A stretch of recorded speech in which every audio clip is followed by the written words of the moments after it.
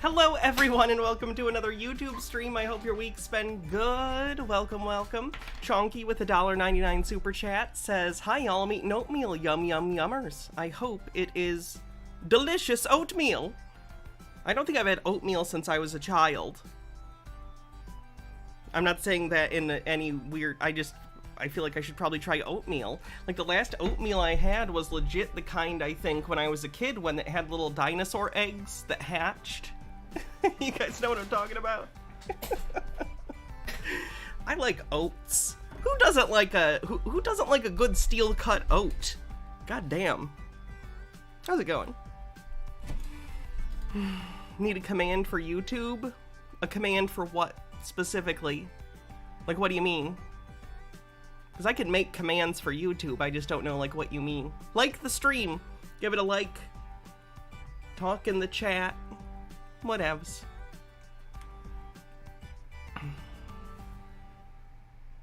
It's an interesting headline. Yes. I wanted to talk about this because this was funny. We don't talk about Project Veritas a lot. We have a few times. They're a right-wing group that basically puts out propaganda and really dishonest, quote-unquote, reporting. Oh, a like command. Gotcha. Yeah, I'll add one. Anyway, so James O'Keefe, who was in charge of Project Veritas, apparently they're closing down, which is good. They're big pieces of shit. But they're closing down, and apparently he was misusing funds, including trying to become a DJ at Coachella, which is hilarious. So let's take a look.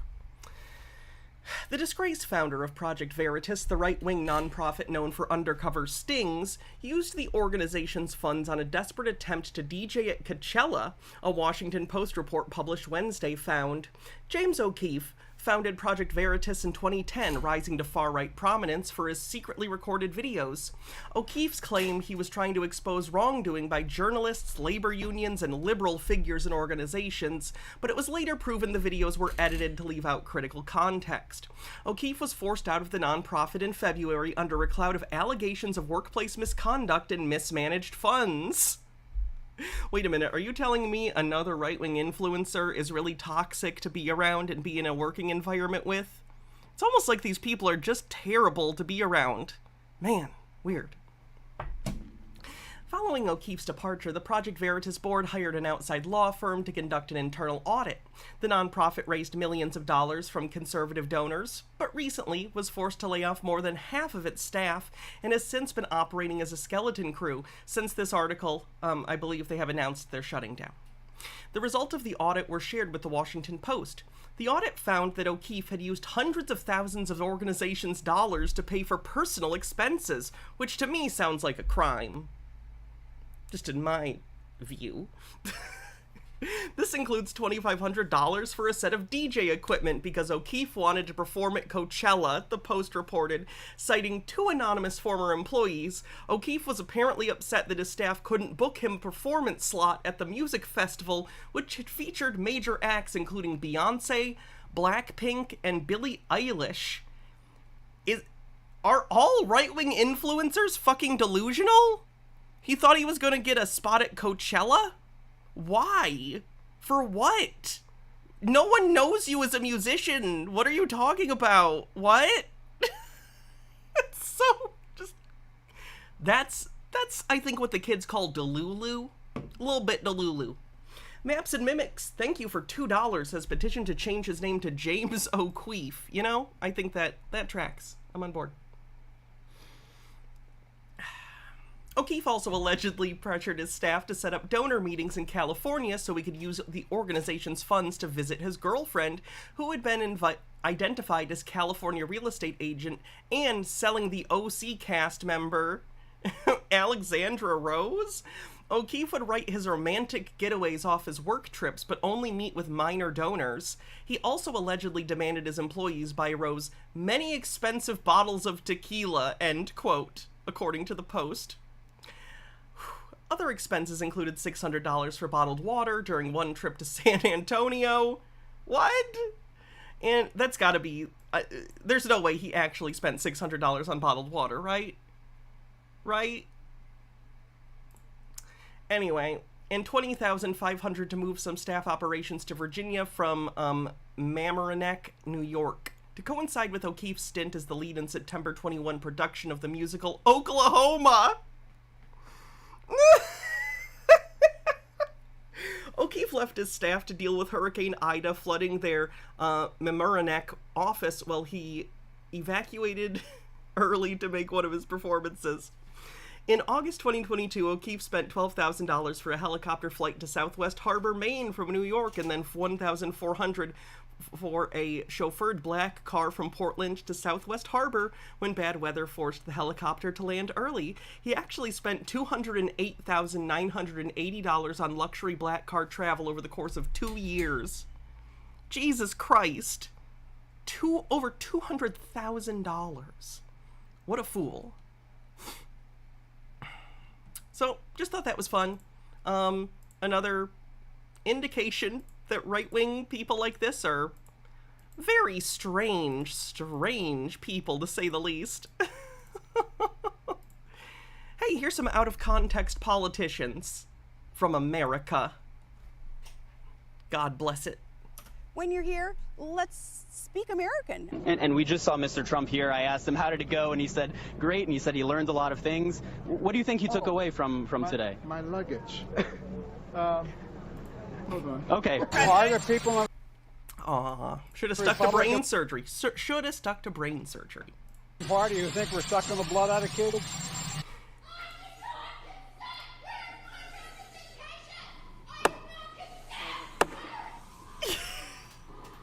Can you help us find folks? And they brought us whole binders full of women. Oh, I remember the binders full of women thing. God damn. I miss when there were even bare minimum standards for, like, remember when the word gaffe was a thing?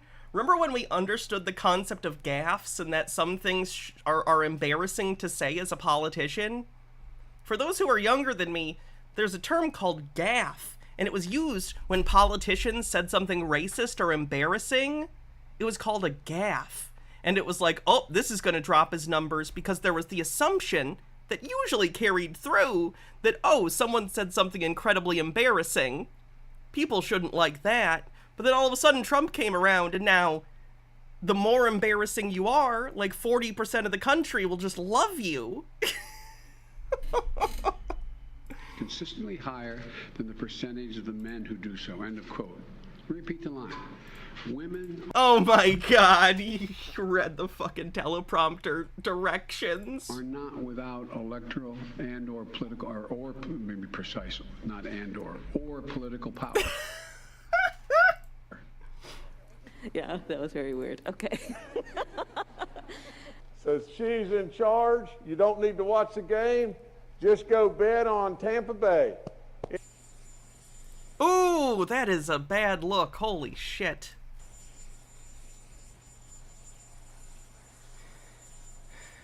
Thanks, Dark Beast. I'll take a look. Oh my goodness. Honestly, a wig would be better at this point. Like, it's not a wig. Oh my goodness. Build-A-Bear, Ben content. Interesting. Thanks for the link. There it was. At this point, I feel like a nice wig would probably be better. He could afford a good wig if he wanted. Instead, he just combs over the little bit of hair he has. You did not win. In the spirit of the bipartisanship and cooperation, I raise this glass to my colleagues, both Democrats and Republicans. I yield back. The gentleman from South Carolina.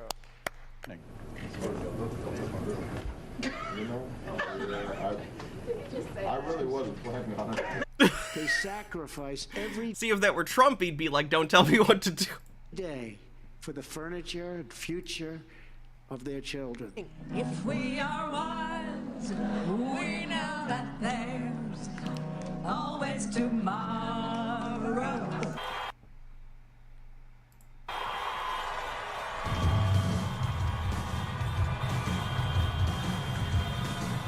Like the one That's when he was that his speech when he won, or was that just another campaign speech when all the cars were there were trucks? It was an interesting setup. President laid out tonight.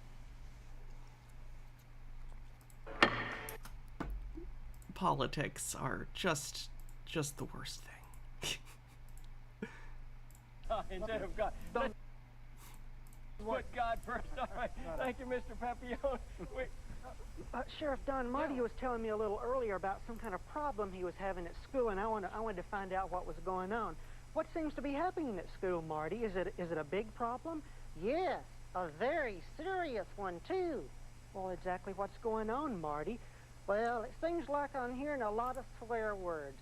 All the kids are using swear words these days. And I'm afraid one of them's going to slip out of my mouth one of these days. Why are some people... It's interesting to me, puppetry and ventriloquism, which are related but not the same thing. Puppetry in general, there's such a deep uncanny valley. Like, the people who are really skilled at puppetry, it's like magic. Like, I'm sure we've all seen stuff that's been put out by, like, the Jim Henson Workshop or the Muppet, like, people, because the Muppets are... if you don't know, Jim Henson created the Muppets, but the Muppets are separate now, and Jim Henson Studios is a separate thing and doesn't own the Muppets, so they're, like, two separate things. The Sesame Workshop is a thing, and so is the Jim Henson Workshop, and they're separate, though they might work together and probably have communication. Anyway, what I was going to say is it's interesting to me the skill level difference in, like, and this is for a lot of things, but puppetry, you know? Like, there are people who are okay at puppetry. There are a lot of people who are really bad at puppetry, myself included. I wanted to be a ventriloquist when I was younger and a puppeteer a little bit.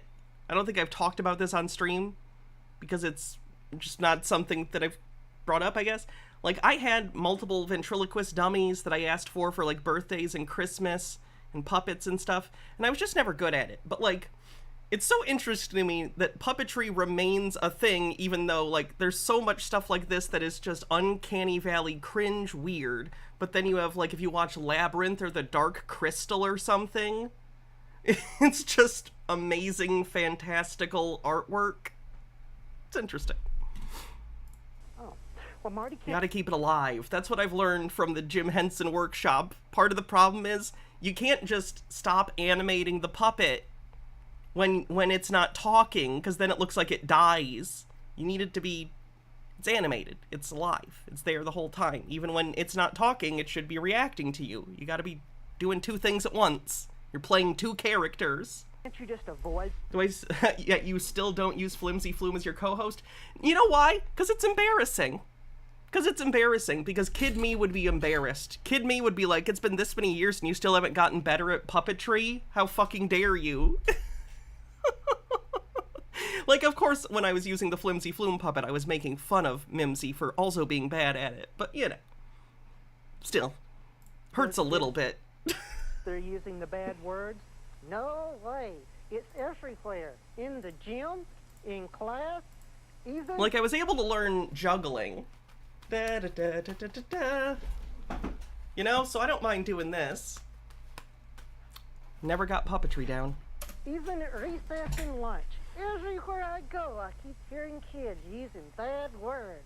And I just don't know what to do about it, Ron.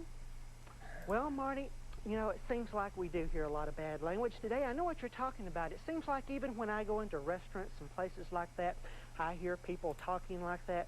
Maybe mind your own fucking business. Mind your own fucking business. Seems like people don't care how they use the Lord's name. Well, what am I going to do, Ron? Well, there's a couple of ideas that come to my mind, Marty. First of all, why don't you try immediately praying and asking the Lord to take those... Anytime I hear anyone swear, I pray immediately because I kind of have problems. Bad words. If you're genuinely so stressed out about other people's language, like when we're talking about swear words, that you feel the need to pray, have you considered seeking therapy? The amount of anxiety you would have if every time someone swore or said, oh my God, or Jesus or something. If you get that worked up, check your blood pressure. Get some help. Thoughts out of your mind. Say, that's a good idea. And then, Marty, why don't you try thinking about some scripture? Like what? Well, one that comes to my mind right away is Philippians 4:8, which says, whatsoever things are true, honest, just, pure, lovely. Think upon these things. Oh, I see what you're saying, Ron. You're saying I can love the Lord with my mind by thinking on good, clean, Cold, dead eyes. pure Sir, you know they make puppets that you can control the eyes on. thoughts, and by filling my head full of scriptures. That's exactly right, Marty. Unfortunately, there are people around who use bad language, but Marty, we can fill our minds full of good thoughts and scriptures. Hey, Constable, are we ready to go here? I'm ready to sing. Okay, I don't know where that was going. The plot got very strange suddenly. The name of this channel is Cringe Vision. Interesting. That sounds right up my alley. Like weird old stuff. Hey, Fuzzy, you look like a boy. There, you. Does that look like a boy? No, but it doesn't look like you either. You look like a boy, a little black boy. Where are you? Where are you? What is it, dear? Can't go to school. It's awful. My hair. Billy said I look like a black boy.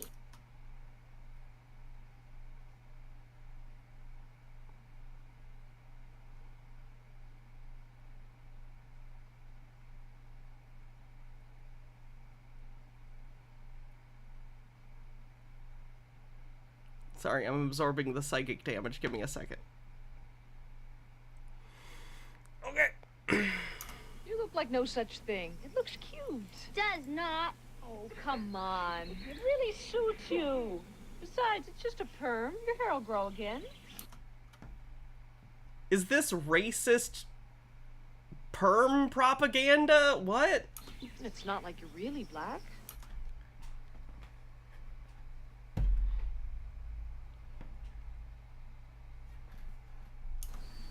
Everyone says I look like a... Is this like a joke? Is this supposed to be a joke even when it was made? Or is this like... Is this unironically what it is? What in the world? black boy. I'm not going out for recess. Everyone's looking at me. They're looking at you because you look different. No, you think I look dumb too, don't you? No, you look sort of like a black person. Oh, go away. Leave me alone. Who's there? I'm a who? I'm tired of knocking, so I'm coming in. Come in. Billy said I look like a black boy. You said I look like a black person. We're going to be late for Debbie's party. No. You're mean. It won't be any fun without you. You're spoiling everything. Then don't go. I stay with you when you had the chicken pox. You don't have the chicken pox.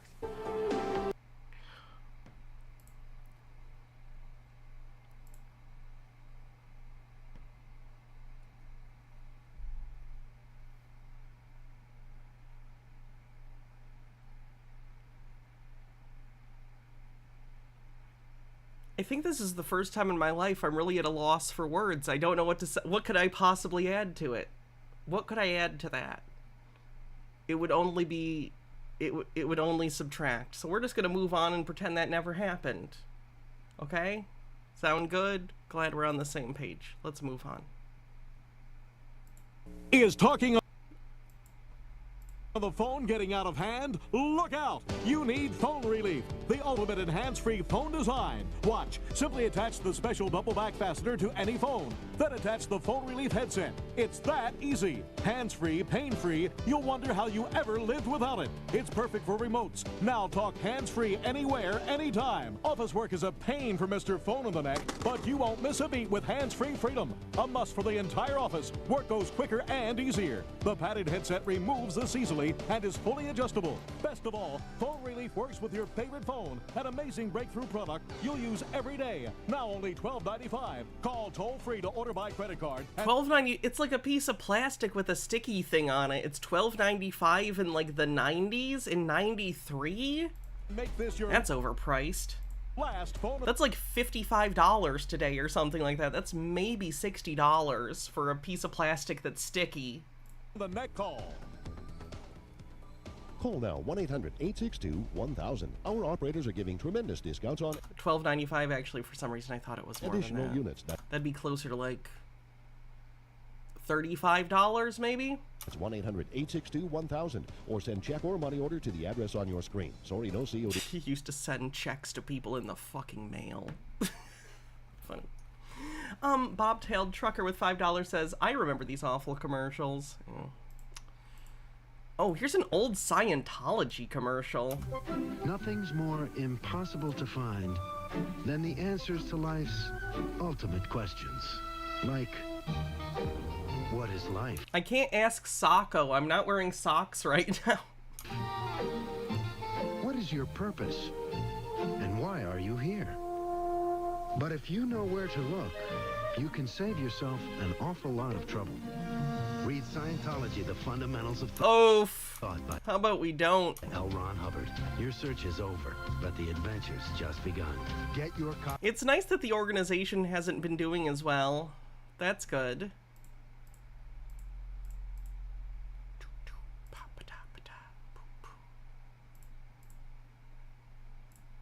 Ooh, Judge Simpson. I think he's mad in this one. And I like when Judge Simpson gets mad. Let's call the case. People versus Amit. Is it Enrinrich? Right? I said that wrong. Cal Chabalowski for the people. Mr. Overwater. Sorry, Your Honor. This is Ken Overwater, Assistant Public Defender on behalf of Mr. Ehrenreich. State your name, sir. Programmer socks. I do have a set of thigh highs, but I don't know where they are. And I also don't need them right now necessarily. They are comfy though, and they make me feel super cute. I'm not gonna lie. They do look nice. Mr. Ehrenreich, can you state your name for the judge? Yes, my name is Amit Ehrenreich. Okay. At the same time, Amit Ehrenreich. I do not have anyone representing me. Okay, so you pro se. You don't? No. Okay, you don't want somebody representing you? I will be representing myself, Your Honor, if I may. Have you discussed that with Mr. Overwater of the Public Defender's Office? I have not. I do not know Mr. Overwater. Your Honor, if I may, I went to the jail yesterday to meet with Mr. Ehrenreich. One of the deputies brought him to the cell. He looked at me. So is this like a German sovereign citizen that is in America? Or I guess I shouldn't assume German. There's a whole area that's Germanic kind of around Germany, so I guess I don't know. Is this a guy from somewhere in Central or Eastern Europe that is in the United States and is a Sovcit type? And evidently he told the deputy he didn't know who I was, so he refused to meet with me. The deputy tried to encourage him to sit down and talk to me. He continued to refuse to do so, and then he left. Based on that, the information that I was given by the deputy I spoke with, as well as the allegations in the police report. Amit is not a German name? Okay, I was just looking at Ehrenreich, and I only know Reich as a German thing. I'm concerned His accent sounds French? Okay, I'm way off then. That there may be an issue of competency. Obviously, I have not been able to speak to Mr. Ehrenreich. Israel or France? Okay, could be Israel. So I cannot verify that independently. I guess I'm not hearing French, but I don't know that many French people. So my idea of French is very stereotypical, like... Mr. Ehrenreich to at least consider speaking to me and to adjourn the probable cause conference for that purpose. If he is resolute in his intention to represent himself and glad you could make it, Jessica Johnson. Refuse to speak with me. Amit is Hebrew. Gotcha. Then I would leave it in the court's discretion. If I might jump in, Judge. Torshio Feaster, Assistant Public Defender. Judge, I did represent Mr. Ehrenreich at a probation violation. Oh yeah, it is tomorrow. The Bed Bath & Beyond, or rather, less than 48 hours. It's sometime on Saturday, I believe. The Bed Bath & Beyond stock gets canceled. Tomorrow is the last day the market's even. Like it's Friday. It's Saturday. The market isn't open anyway, but still. PPO violation about a week and a half ago. So he does know who I am, and at that time we spoke. He said he wanted to represent himself on the PPO violation, but he did want our office to help him on the new felony charge. So maybe he didn't speak to Mr. Overwater because he did not realize he's with our office. But I would on behalf of Mr. Overwater, I think, asked for an adjournment and asked our client please speak to him about this matter moving forward. Mr. Ehrenreich? Yes, Your Honor. Did you hear Mr. Feaster? I heard partially. One of the guards was speaking on his communication device, and I could not really hear what was going on. Oh, okay. You had a hearing in circuit court on a PPO violation? That's true. That's very rude of the corrections officer. That is correct, Your Honor. Okay. You remember the attorney that was representing you at that hearing? Yeah, I did see the Jordan Peterson thing. I was actually going to show that at some point today. The Jordan Peterson, the Peterson University thing. I saw someone make a joke online, so I didn't make this joke. Credit to whoever said it, but they said, will my credits from Trump University transfer? Mr. Feaster? I do remember Mr. Feaster, and I believe the judge was Mr. Conlin, if I'm not mistaken. What's going on? The guy in the top right is someone who wants to be a pro se litigant, aka someone who wants to be their own lawyer, which is never a good idea. He recently had some sort of parole violation, according to the attorney in the bottom left. The attorney, I believe, in the center is supposed to be his attorney, but he doesn't want him because he wants to be his own attorney. Taken. That's right. Okay, that's right. So, Mr. Feaster stepped in. Oh, I'm sorry. You're right. Restraining order. I'm sorry. He violated restraining order, not a... He violated a restraining order, not the parole. Wow, why am I blanking on words today? Jesus. Yeah. Can you hear me, sir? Yes. Okay, Mr. Feaster just stepped in right now to let you know that Mr. Overwater, who you wouldn't speak to, that they're part of the same office.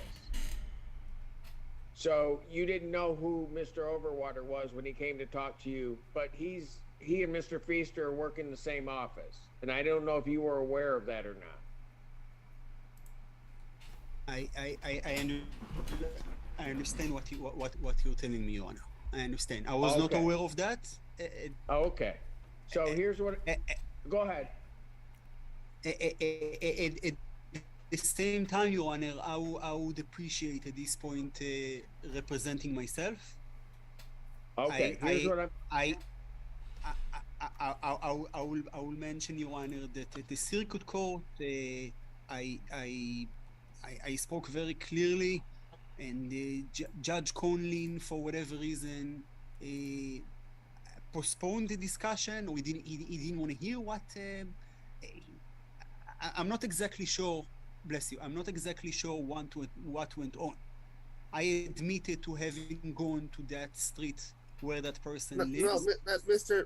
Eckenreich, please don't say anything about the substance of the case. Anything you can. And this is why it's important to have a lawyer, because they know that they shouldn't be talking about the matter just openly the way that he is, because he's going to incriminate himself. Against you. So please don't say anything like we discussed last time. Please wait and speak to Mr. Overwater and let him try to help you. You're facing a 5-year felony. Mr. Ehrenreich, if you don't understand a 5-year felony. Do not be your own lawyer. Happened in court, it might be because you need the assistance of an attorney. All right, Mr. Ehrenreich, here's what I'm going to do. I'm not going to rule on your motion right at this moment to represent yourself. What I want you to do is talk to the public defender, and after talking with the public defender, you can make an informed decision as to whether or not that's what you want to do. Okay? So I'll hear you out on it. It's just that I'm not going to hear you out on it today. I want you to talk with them and make sure that you're clear on where you're headed with this. Because it sounds like there's a lot that you're dealing with in terms of the PPO violation, this case, and Yeah, like, as someone born in the United States and has been, subject to its laws my entire life, I wouldn't want to be my own lawyer. Like, I don't understand Americans who want to do this, much less someone who is here and was born somewhere else, who would be even less familiar, It's just like, Like, I'm trying to imagine me getting arrested in like any other country, Germany, France, Israel, wherever, and then being like, I'm gonna decide that I'm gonna be my own lawyer in a country that I'm not even from because I don't know what the laws are like. Like, I don't know. It just seems like not a great idea. It could carry some severe consequences, and I just want to make sure that you talk to somebody before you make that decision. All right? Your Honor, I appreciate what you're telling me, and I understand everything clearly. At the same time, I have done almost nothing. I do not understand why what I did not hurt a fly. I did not. You violated your restraining order. All right. The restraining order exists for a reason. I don't think they gave it just cause. Right, I don't want you to say anything about the fact because I will explain what happened and the lawyer is trying so hard to get him to shut up. Why you're in jail, what you're charged with. I'll explain everything to you if you will let me meet with you. I do not wish to meet with Mr. Overwater, with all due respect to him. Okay, all right. So, Mr. Ehrenreich, let me ask you this. You met with Mr. Feaster, correct? I've had a video conference with him. I have not met with him in person. Okay, all right. So, I don't know, and I'm not going to interfere on who's going to meet with whose cases are assigned. The public defender's office now knows that. So, it might be Mr. Feaster that you meet with, okay? But in any event, particularly given what you've said, that you're not sure why you're there or anything else along those lines, I want you to meet with an attorney that can explain that to you. All right? And then you can make the decision as to whether or not you want to go forward. And how. Okay? Your Honor, I understand the situation completely. Well, no, you don't, because you don't know what you did that has you where you are. And you just said that to me. So you don't understand it all. And I've got to make sure that you do. And one of the ways I can make sure that you do is to have you talk with somebody so they can at least explain why you're where you are right now. Okay? And that's so, Mr. Ehrenreich, I'm gonna do. It's so funny watching the Zoom things when there's the like random people waiting and you just see them like walking around their house. That, and I'm gonna do it to protect. Oh my god, he's vaping. Right, so I'm gonna tell you Jesus that when Christ. they come down to talk with you, I need you to talk with them at least, okay? And then we'll come back and then you can make your decision about what you want to do. Your Honor, I respect everything that you say. At the same time, I do not wish to waste anybody's time. And from my point of view, I'm willing to proceed. I know exactly why I'm in jail. I know what I've done. I know what I didn't do. Well, you just told me a little while ago, Mr. Enright, you didn't know. And now you're telling me you know. I'm just so entranced by this guy now on the I'm still listening to the stuff where this guy's, you know, saying he doesn't understand, but he does understand. But now the guy in the middle left is going through his cupboards. What's going on here? What's the story with this guy's cupboards? What's he up to? Leads me to believe that I may have to order a confidential. I feel like I'm watching a shitty version of the Truman Show. On you. I don't want to do that. Okay? Mr. Ehrenreich, I'm going to implore you to speak with an attorney first. Good advice. Because you're telling me one thing, then you're telling me something else. And that may lead me down a path that I don't know that you want to go to or go down.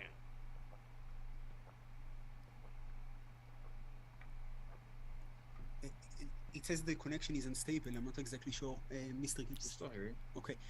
Your Honor, can you hear me? I can hear you. all right. It just displayed the connection is unstable.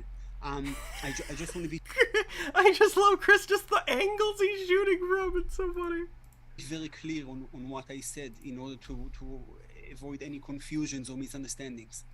I know wholeheartedly why I'm in jail. I know what I've done. I'm willing to. Okay, do you understand that you're gonna go to jail? Or, like, at least maybe you could hold out for a plea deal? Your lawyer could tell you this. Hold myself accountable. I'm willing to hold myself accountable for what I've done. Look at Judge Simpson. He's fucking basically admitting to the crime. In fucking court. Oh, God. He's willing to hold himself accountable. However, he would ask that the court please not hold him accountable. And obviously, since they already granted a restraining order, he's so good at controlling himself. The thing I do not understand, and that's what I meant when I communicated that, I do not understand how what I've done is got to a point where if I feel felony, is being... Mr. Ehrenreich, that's the problem. That's the problem. You need somebody to explain what... If you're saying you did something... Yes. And I don't want you to say what you did. He's trying to help him. If you said you did something... He's like, shut the fuck up. This is court. But you don't admit it in court. Don't understand what the consequences of that are. That's a problem. And so I'm going to get an attorney to you. I'm going to ask you to speak with them so at least they can explain that to you. Then you can make your decision about whether you want them to help you and represent or whether or not you want to do it yourself. But I'm going, Mr. Ehrenreich, I'm done. That's what I'm going to do. It's up to you now to talk to the attorney so that you have as much information as you want. If you don't want to do that, you might want to tell me now so I can order a competency. I rather represent myself. I rather not speak to an attorney. Like, you don't even want to... It's not even like... He's not even saying you need... He's saying at least talk to the attorney. So this can be explained to you. Presumably so the attorney can explain the gravity of the situation. This is a felony. You are facing 6 years in prison. Take this seriously. Listen to the advice of the lawyer. But instead you're like, nah. I don't even want to talk to him. Even though it's free. And you're offering, and they're right there, and I'm already on Zoom in custody. What? I do not feel that competency is needed. However, if you want... Okay, well that's not how this works. If you would like to do that, it is up to you. You're the judge. Oh, I am. So here's what I'm going to do. I'm going to order a competency a forensic evaluation. Yeah, that's probably good. Given what I've heard from the defendant on the record and what apparently is a confusion on a number of different levels. I'll set that competency hearing for... 16. Tuesday, November 21st. That'll be set for Tuesday, November 21st. November 21st, 2023. 9 a.m. Mr. Overwater, can you please prepare the orders for the court signature, please? I will prepare that order. Thank you, Your Honor. His face looks so sad. I'm wondering, I assume he's being held in custody. It looks like he's in a jumpsuit or something. So I assume he's being held in the jail, pending, the trial. He just looks so sad. On some level, does he think that, like, if he says he's going to be his own attorney, they're going to let him go until the trial? He just seems so intent on, like, being his own lawyer and not even talking to the lawyer. I don't understand. Thank you. Thank you, sir. Wonder if there'll be updates on that. That seems like it'll be an interesting case. I am curious if he'll be found competent. Because, you can be, like, stubborn and maybe not make good decisions and still be found competent, you know? So just because he's making bad decisions doesn't inherently mean he's incompetent, but I guess it depends what underlying thought, like, patterns and mechanisms are causing him to behave like this. Hard to say. I had a fun one. Ooh. You want to see a rich asshole get a DUI in his fucking Rolls Royce and be a dick about it? I know the answer's going to be yes. I think most of us think, you know, rich assholes fucking around and finding out is always entertaining. So, sorry, I'm having trouble talking today. I don't know why. I feel like I'm not articulating myself very well, or I'm stumbling over my words. Ooh, that's a little loud. Okay. Hold on. Where at? Just leave it in there, okay? No, don't reach for that. Oh. Hold on, that was actually part 2. I gotta find part 1 real quick. Part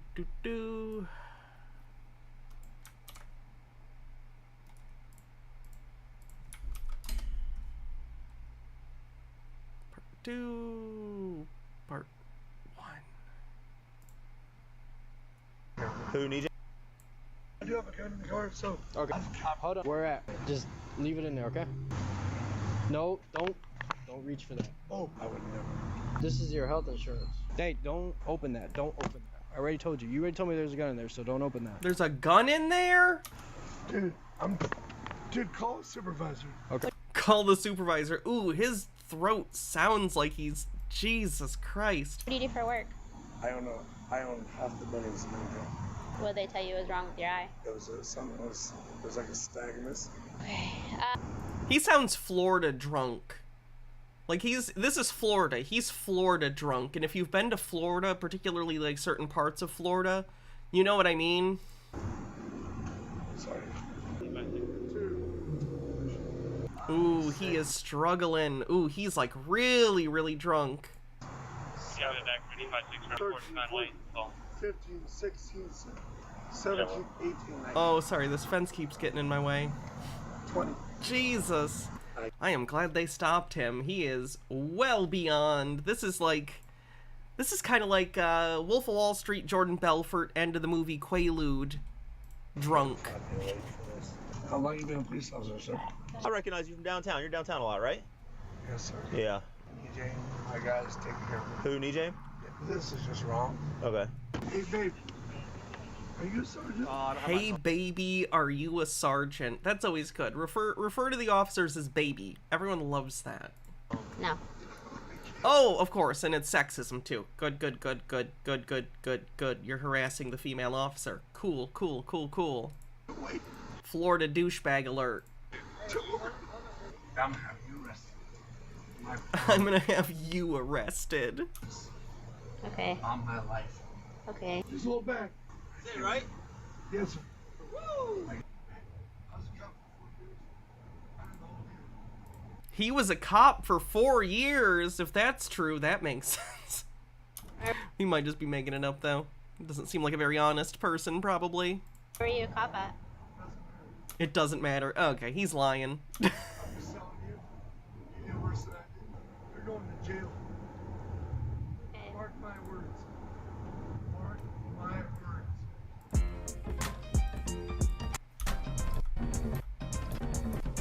words. Okay. Alright, come over here for me, alright? Sure. Yeah, driver's license, registration. Go ahead, get your driver's license, registration. It's my car.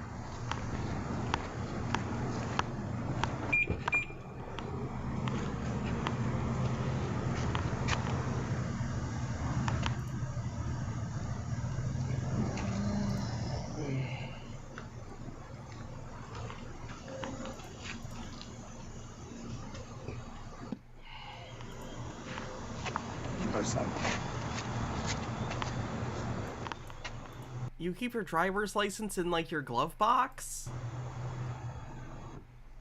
Because they asked for the license, right? I know you're looking there. Like, if his registration's in there, that makes sense, but I don't remember him saying registration. There's no probable cause. What? Gun no probable cause. Drunkest sounding Floridian. No probable cause. No probable cause. I know what you're looking at. If this guy has an alcohol problem, which he very well might, I hope he gets help. I've talked about this before. I am absolutely not making fun of anyone's alcoholism. I'm a recovered alcoholic. I've been there. I know what it's like. But holy shit, the audacity to be drunk driving and then be like, yeah, no probable cause. Well, clearly slurring. What are you talking about? Not be honest. Okay. Worst day of your life. You everybody come on? Yeah. Cool. What's your name? Officer Hernandez. You have a name tag. Officer Hernandez. Thank you. What is it? Officer Hernandez. Cool. What's your phone number? Is it a company car or? It is. Alright, is it okay if I ride on this? Of course. Okay. 407? How you doing, man? Alright. So, what happened? He bumped right in me. He bumped into you? Yeah, he drove right in me. Okay. Do you know which lane you were in? I was in the middle lane. He swerved into me. What time of day is it? Has he been drinking all day? Probably. I was like, what? He has his window down. Let's see. Oh, there is actually a time. 1916, which would be 7:30 p.m. 2020. 6:14 2020 at like 7 p.m. 7:16. Uh-huh.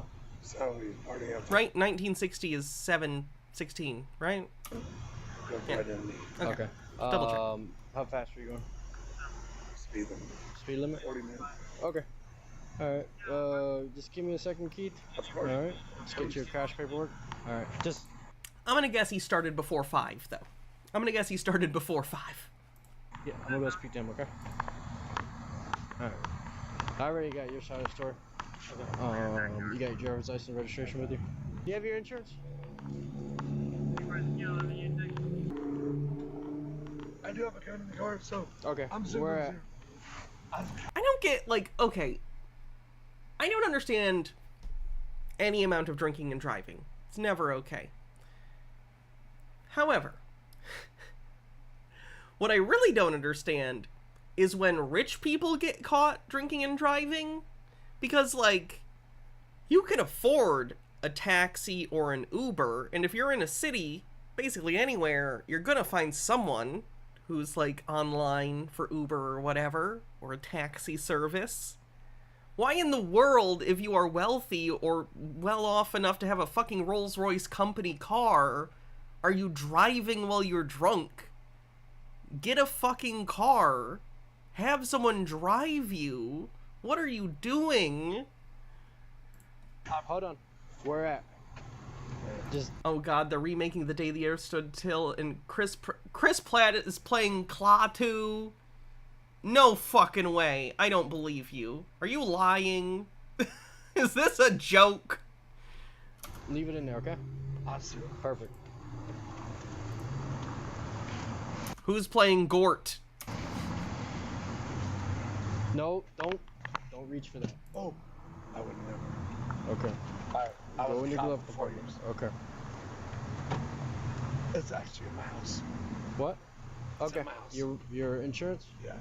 Klaatu Barata Niktu.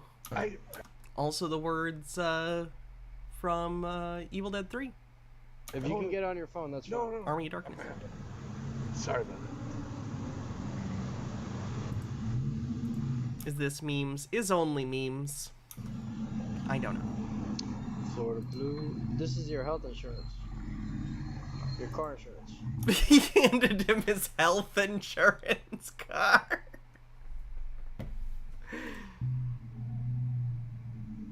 What are you looking for? Your car insurance. Has he never been pulled over? What do you mean, what insurance is he looking for? He's a cop. He is a cop interviewing you after a car accident. And you're asking which insurance he wants? Is he drunk and stupid, or is he just that drunk? Because holy crap. Oh my god, it's real. Oh no. Chris Pratt attached to The Earth Stood Still a remake. You know what's so funny? Why? Why even? Because, like, I like The Day the Earth Stood Still. Plenty of people like The Day the Earth Stood Still. It is a wonderful, like, 50s action, or 50s sci-fi film that actually doesn't rely on, like, stupid action. It has a message, you know? Do general film audiences in 2023 know what the fuck The Day the Earth Stood Still is? You know what I mean? I don't know. Like, other than the Keanu remake, do people generally have a knowledge of it?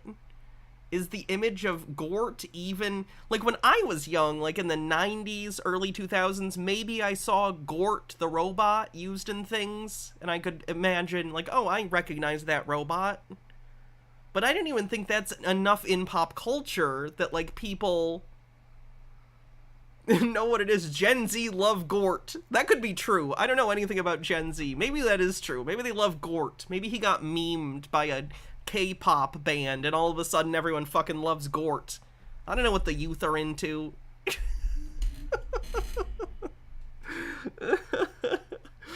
If I was like Taylor Swift, I'd do things like that. Like, if I had a group of people like the Swifties, I would just start introducing really random weird things into, like, the lore of my group. Like, I'd get them into, like, hey, guys, you know what's great? Fucking Gort. You guys should all start wearing shirts with Gort on it. I don't know why. I just think it'd be funny.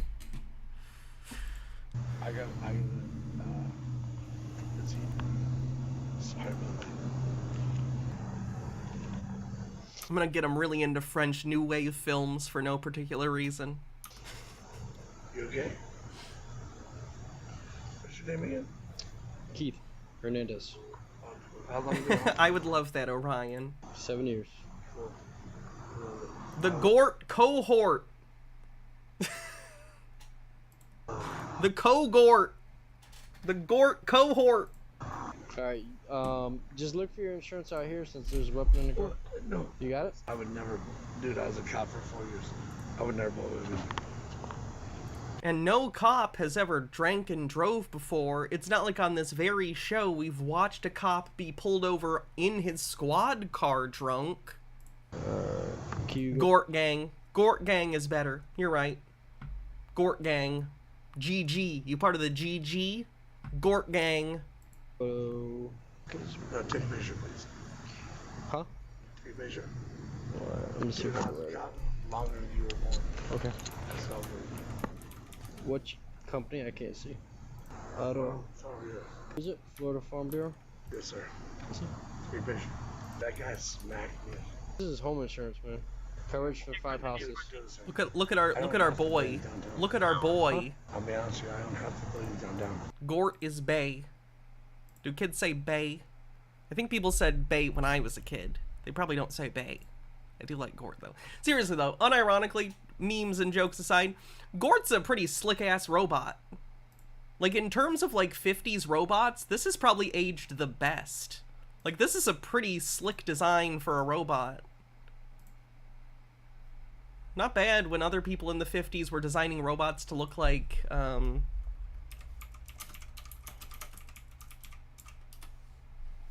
you know, if you look at, like, robots, you'll get, like, Robbie the robot, or, like, very blocky things. Forbidden Planet robot, whose name, whatever. Gort's pretty good, comparatively. Anyway. Oh shit! Gort Ward! Thanks for gifting 5 tier 1 memberships. I appreciate it so much. I would never. Gort Ward, you're lovely. I hope you know that. If you call your chief, he'll tell you who it is. Listen, I'm just worried about you. I just want your car insurance. Let's be honest with you. Why don't you just look? Hey, I'm not saying I'm not shitting on Robbie. I'm just saying I prefer Gort. I prefer Gort as a robot design from the 50s. Out here since you have a weapon in the car. It's more Metropolis. I like Metropolis style robots, C-3PO style robots. Sonny from iRobot style robots. That doesn't mean I don't like non-bipedal humanoid robots. Like, for instance, Interstellar has one of my favorite robot characters from all time. The robot that's, I forget what he's called, but he's like a slab, and he moves very, like, strangely. He's very utilitarian. Whatever that robot's name is called, he's one of my favorites. But I usually like Metropolis-style robots. So I can get this moving. Just go out here. Look, hold on. Okay, listen. Just sit in the curb. Dude, I'm actually a real guy. Okay. So, I'm not Just gonna take a seat out here. I'm not bullshitting. Oh, Bobtailed Trucker with $100 super chat. Jesus Christ, that is generous. Thank you so much. Says, get feeling better. Cheers. Thank you. I have been feeling a lot better. Tomorrow I have a COVID test getting delivered. So tomorrow we'll know if I'm finally testing negative. I think the last test was like 2 days ago and I was still testing positive somehow. But tomorrow we'll find out if I finally cleared it out of my system. Thank you again, Bobtailed Trucker. That is so kind of you. That is so generous.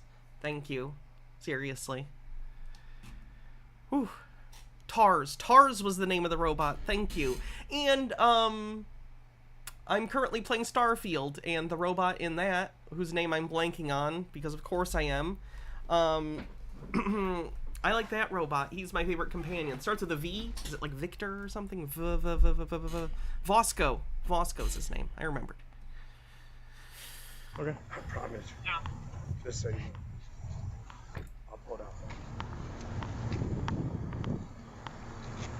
Yep, just wait right there. Hello. My wife's sorry. You're good. She's down the street. I just got the truck too, actually. That sucks. Alright, your phone number? Hey, don't open that. Don't open that. I already told you. You already told me there's a gun in there, so don't open that. He's just got a gun in his glove box. He wasn't, like, do you just leave it in there all the time? Is it loaded? You have a loaded gun in your glove box in Florida? And you're drunk? Yes, that donation will count towards a maid day. That will count towards a maid day. I will add another one. If you do, like, a super chat, and it's $100 or 99.99, it'll count. It's just not collective. It has to be total for the super chats. So that's 2. I owe you guys 2 maid days now. Dude, call a supervisor. Okay. I'm telling you, you're talking to me. Okay. Because you know what the problem is? I'm doing everything you say. I know, but what I'm saying is you told me there's a gun. By the way, I'm starting to feel good enough that probably Monday I can start cashing in these maid days for you guys. Sorry I was saving them. I've still just not been feeling 100%. But In there, so I don't want you going in there. Please, okay, that's fine. Please get a supervisor. Okay. Right now. Do you have your insurance? No. Okay. Don't even say that as a joke, alt fact. That is a reference to... Can I just remove just that message? Because I don't even like that as a joke being in the chat. Thank you. I know you're just joking and referencing the PP stream, but don't even joke about that. That makes me so uncomfortable. We can get one out here. Just take a seat out here. Alright? Yes, sir. Alright. Just take a seat. We are going to be doing a subathon. It's just going to be in October. But we are going to be doing a subathon. Right there. Oh, you're fine, alt fact. It's a mistake. You weren't doing it maliciously. Model, is this Rolls Royce? Doesn't matter. Just get a supervisor. Okay. I'm tired of talking to you. Alright. So we can expedite this. Davo to Able, thank you for $2 super chat. Okay. This is the report number here for insurance.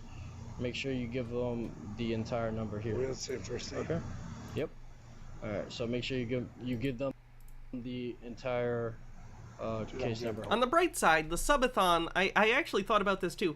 Next month, it seems like I'm on track to get the new 70-30 split from Twitch, which is nice. I do think the program should be for everyone, but I am fortunate enough and privileged enough that I happen to have a big enough audience that it seems like I'll be able to get the 70-30 split starting in October. So when we do the subathon, I'll get a bigger cut, which, you know, makes sense, I guess. Okay. Alright, do you still have Progressive? Of course. Okay. Alright, cool. Because it came up on the computer. Yes, it did. Huh? Of course. Okay. Alright. So this is yours. Let me just. What's the deal? Huh? Well, since you're telling me one story and he's telling me the other, He I ran can't. right into me. Well, Drove right into me. he's saying that you went into him, so Are you this kidding is me? where we're at, Keith. This is where we're at. So it's Hey Keith, I'm gonna be honest with you. You need to do the right thing. You got ran right into me. Okay. Well, unfortunately, I didn't see the crash, so I can't take. Just like I can't say I can't take your story, I can't take his side. I can't take your side. All right. That's fair. All right. So what's gonna What's happen? Kigurami? Is both insurances are just gonna battle it out. You're gonna pay your deductible. Yeah, Twitch is reinstating 70/30 for partners who reach a certain recurring subscription threshold, which I am just over, and I'm talking just over. So I gotta make sure I'm retaining subscribers. But as of right now, it looks like I am on track where I will be able to get it. I'm like, so I would, you know, if you have a subscription on Twitch, please keep it going if you can. If you can't, understandable. My thing is trivial. If you have any problems in your life financially, of course cut it. But if it's not a big deal for you, and you like the show and like supporting it, it would be huge if you would keep your recurring subscriptions going. That would be amazing. It's pronounced Kigurami. Kigurami? He's gonna play his deductible, and then that's where we're gonna be at.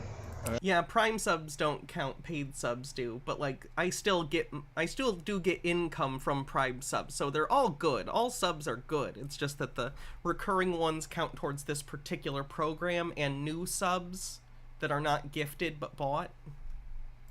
All right. Shit, dude. Let me just make sure I got your You got info. ran right into me. That's wrong. The guy ran right into me. He's a clown, dude. You said your number was 407. He drove right into me. I'm just a nice guy. Like, I'm sorry, by the way, I don't like making things about money. I really don't. It's part of streaming that I dislike the most. I feel scummy about it. I appreciate all the support, but I also hate having to talk about it because it feels so fucking cynical. But like, I don't know. I'm in the same system you guys are, you know? I have bills. I'm sorry. I'm sorry that the show ever has to focus on that. I apologize, and I'm sorry if it makes anyone uncomfortable. Just know it makes me uncomfortable too. I can't believe you did that. If I somehow, like, got a trust fund tomorrow and I didn't need, like, money for bills, I promise you I would turn off all donations and everything on my streams and just do it for fun. That would be nice, actually, not have to worry about money but still get to do this. That would be a beautiful life. And then, Yeah. And then you said opposite, so I can't. But we gotta do what we gotta do. I mean, it is what it is. Jazz account for 4 years. Okay. Way before you were. All right. How you doing? You everybody get right? Yes, it is. How you doing? I'm good. How are you? Let's see. Alright, so the crash is complete. I'm here because I'm going to do a changing of the hats because we're going to conduct a DUI investigation, okay? Why? Because we may believe that you're under the influence of alcohol. Not at all. Okay. I'm going to read you something before I start questioning you or ask you anything like that, okay? You have the right to remain silent. Do you understand? 100%. Okay. Anything you say may be used against you in court. Do you understand? Absolutely. You have the right to talk to a lawyer before and during questioning. Do you understand? Absolutely. If you cannot afford a lawyer and want one will be provided He's driving a Rolls Royce. I think he's fine. for you before questioning without charge. Do you understand? Do you understand? Yes. Has anyone threatened you or promised you anything to get you to talk to me? He threatened you? Well, he promised you? This guy's never been the same since... This is such a niche joke.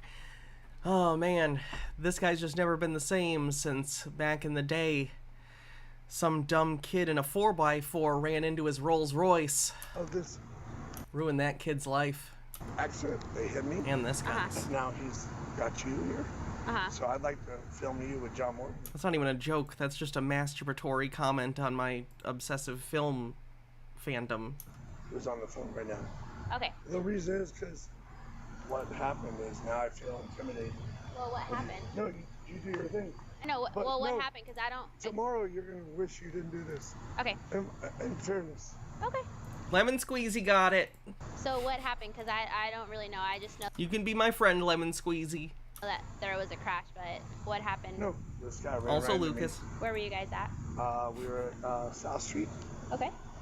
He ran right into me. I pulled right in here. Pulled right over there. I'm trying to use the bathroom, and it was locked. And No, that's not normal hair. I do not know anyone who leaves a gun in their glove box. No. walked up. We talked, and I was like delighted to tell him what happened. And Okay, where were you coming from?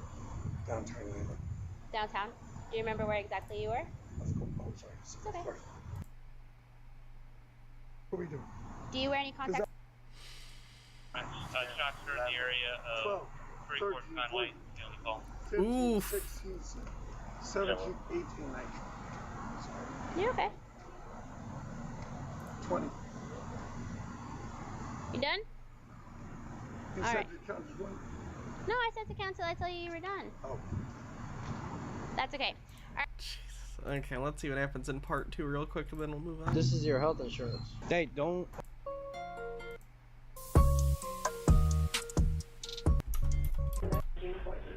June 14th. Oof, that is not a... That camera's not doing anyone favors. 800 ready. I'm Officer Rodriguez of the Orlando Police Department. Today's date is June 14th, 2020, and the time is 20:49 hours. Please state your full name. Keep wrestling yourself. I'm now requesting that you submit to an approved test of your breath. Your refusal to take this test is admissible into evidence in any criminal proceedings. Will you take the test? But who wrote that? Can you tell me who wrote that? Where's no idea? No, but who wrote that? I don't know. No, but tell me who wrote that. I don't know who wrote that. How do you read something you don't know who wrote it? How do you read something you don't know who wrote it?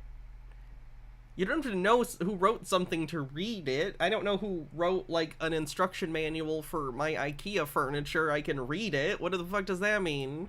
It's a script, sir. No offense. But I can't agree to something that you can't tell me who wrote it. Okay, are you refusing to take the test? I didn't say that. I said who wrote that. I don't know. That's wrong. How could you read something to somebody and you don't know who wrote it? It's implied consent. Written. It's not implied consent. I gotta stop for a second. I'm already sorry, sir. Sir, I need to know who wrote that she just wrote me. Right now. It's not going to happen, sir. Well, then I'm not taking anything I'm taking. Is he just trying to find an excuse to waste time to hope some of it gets out of his system? She doesn't. He is too drunk for that. Are you refusing, sir? No, sir. Okay. I don't refuse anything. But if she doesn't know who wrote what she Sir, just read me, you just need to know that. it's probably the 5th District Court of Appeals. Here's the problem. You don't even know. That's the worst part about our law enforcement. A document from... Dude, do you realize that? She does not realize... I won't even think about it. Until I say to stop. Sir, I won't even think about it. Okay, so I'm going to give you every opportunity to blow, sir. If you're not going to Yeah, I can see the Stewart thing. Okay, I'm going to give you every opportunity to blow. This woman right here doesn't know who wrote that. I really want to know what he blows. I'm going to give you every opportunity to Hope he does it. Provide a breath sample, sir. You're a wonderful person. Honestly, you're a wonderful person. No. No, I mean in my heart. Okay. I like you. But I cannot blow because she doesn't even know who wrote that. She doesn't need to know who wrote it, sir. What? She doesn't need to know who wrote it. You actually mean that? Yes. Why are you shaking? Because I'm old, sir. I'm 63 years old. Oh. I'm just telling you, I'm not shaking. I'm just chilling. And she doesn't know who wrote that statement. She arrested me unannounced. I'm joking. Provide a breath sample, she can constitute that as a refusal. Hey, You she understand can that? do it. She's already made the most mistakes in her life. Everything. Are you refusing? Of course I am. Look. Are you going to refuse? Absolutely. Can you read the bottom again? So he's refusing the breath. That sucks. I wanted to know what he was going to blow. Please. Do you still refuse to submit this test knowing your driving privilege will be suspended for a period of at least 1 year? Yes, ma'am. No, but read the rest. So by refusing, he's going to lose his license for a year, minimum. He's going to drive without a license, I bet. So you are refusing, sir? I'm sorry. Okay. After she let me know who wrote that, and you shake. Court.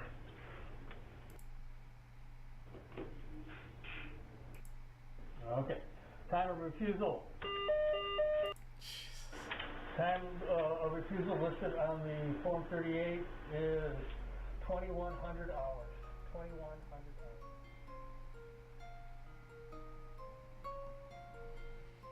hours. Oh, you want to see a creepy ass video Trump retweeted on his weird social media site? You know how creepy this is. That's loud. Morning again in America.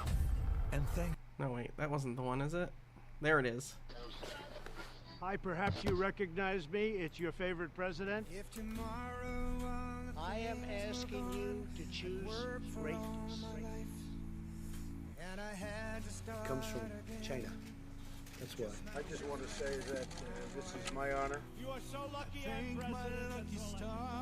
Yeah, this is some creepy shit right here. Yes. Are you Batman? The greatest jobs president. What the fucking shit? Fucking gremlins! And what the fuck? This is from a horror movie. I think this looks familiar. I love this guy right here. Oh god, with fucking Kanye! Kanye said he likes Hitler! What in the world? This is... Oh god!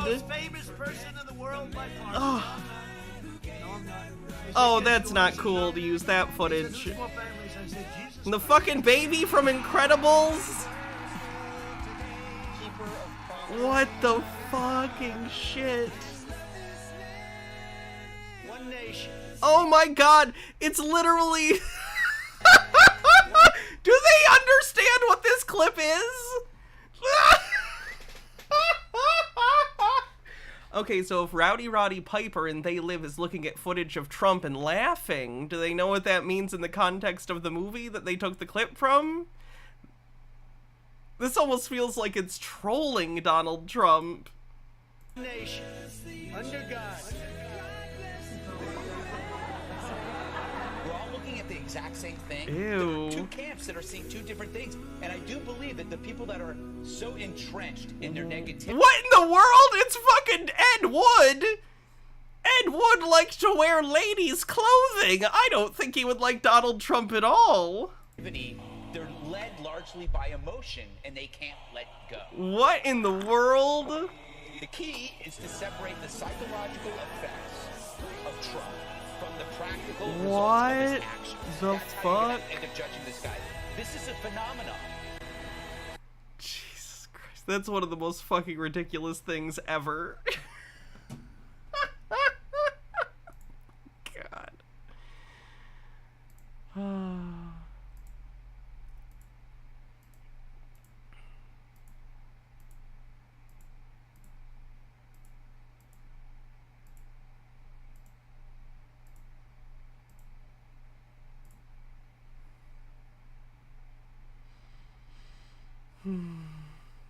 Remember that time I got a cheer for drinking water? That was the highlight of my year. Yeah, very bizarre. Very, very bizarre.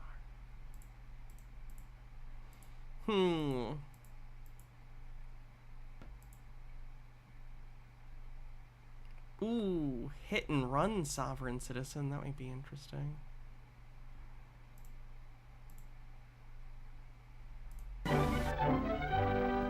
One of the busiest intercity transit lines in the world safely delivers another trainload of passengers to the busiest terminal in America.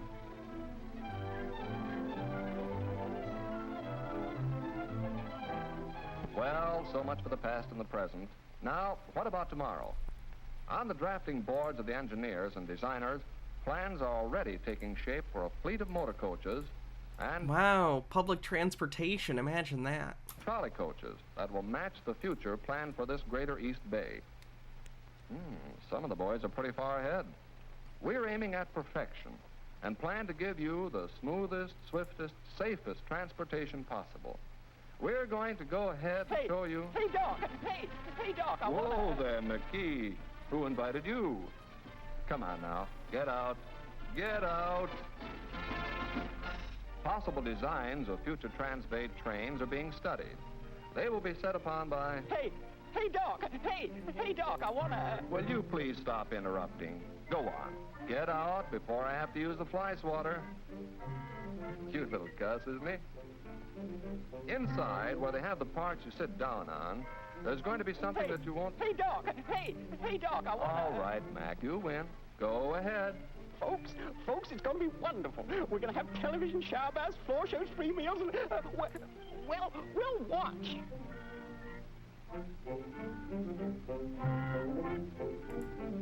It's cozy, isn't it? Just a minute, McKee. Hey, what's the idea? Hey, put me down. Everything's going to be wonderful, all right. But let's not exaggerate. But really, folks, the future does look mighty bright.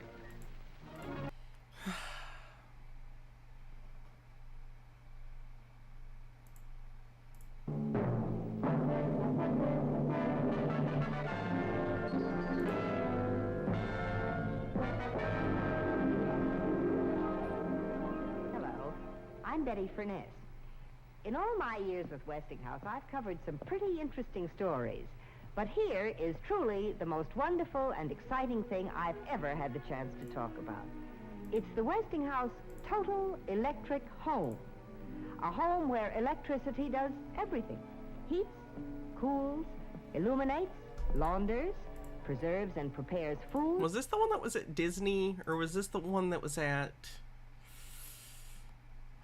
one of the world's fairs? Entertains. It even lights a path to the front door with rayescent strip lighting. As visitors approach, more lights go on. It's actually kind of funny. A lot of people do have, like, you know, solar lights or something up their driveway or up their walkway. People do have lights that turn on when they walk up to their door. Automatically to... Yeah, I can turn up the video. Say a cheery welcome. Then, when they arrive at the door, a television camera takes their picture to tell the hostess her guests Yeah, video doorbells. have arrived. It's just on your phone instead of... When you step inside the Total Electric Home, you step into an entirely new concept in living, organized around electric centers, such as this entertainment center. Electric heating and cooling keep the home constantly and automatically at the most livable temperatures all year round, and keep it clean and healthful, too. Sterile lamps kill airborne bacteria, while electrostatic filters... Not so much that one. ...remove pollen and dust. I mean, there are filters in people's, like, HVAC systems. The pride and joy of the man of the house is the weather control center. Successfully, successfully predicting Dad's obsession with the thermostat is so funny. Hey, did someone touch the fucking thermostat? They fucking called it. They called that shit. That's like, that's a full court swish. That's perfect. Like, that's such an oddly specific prediction that is so right. I don't even know how you would guess that. That is so funny. A center that puts you in charge of the electric heating and air conditioning and the electronic air filtering of the entire house.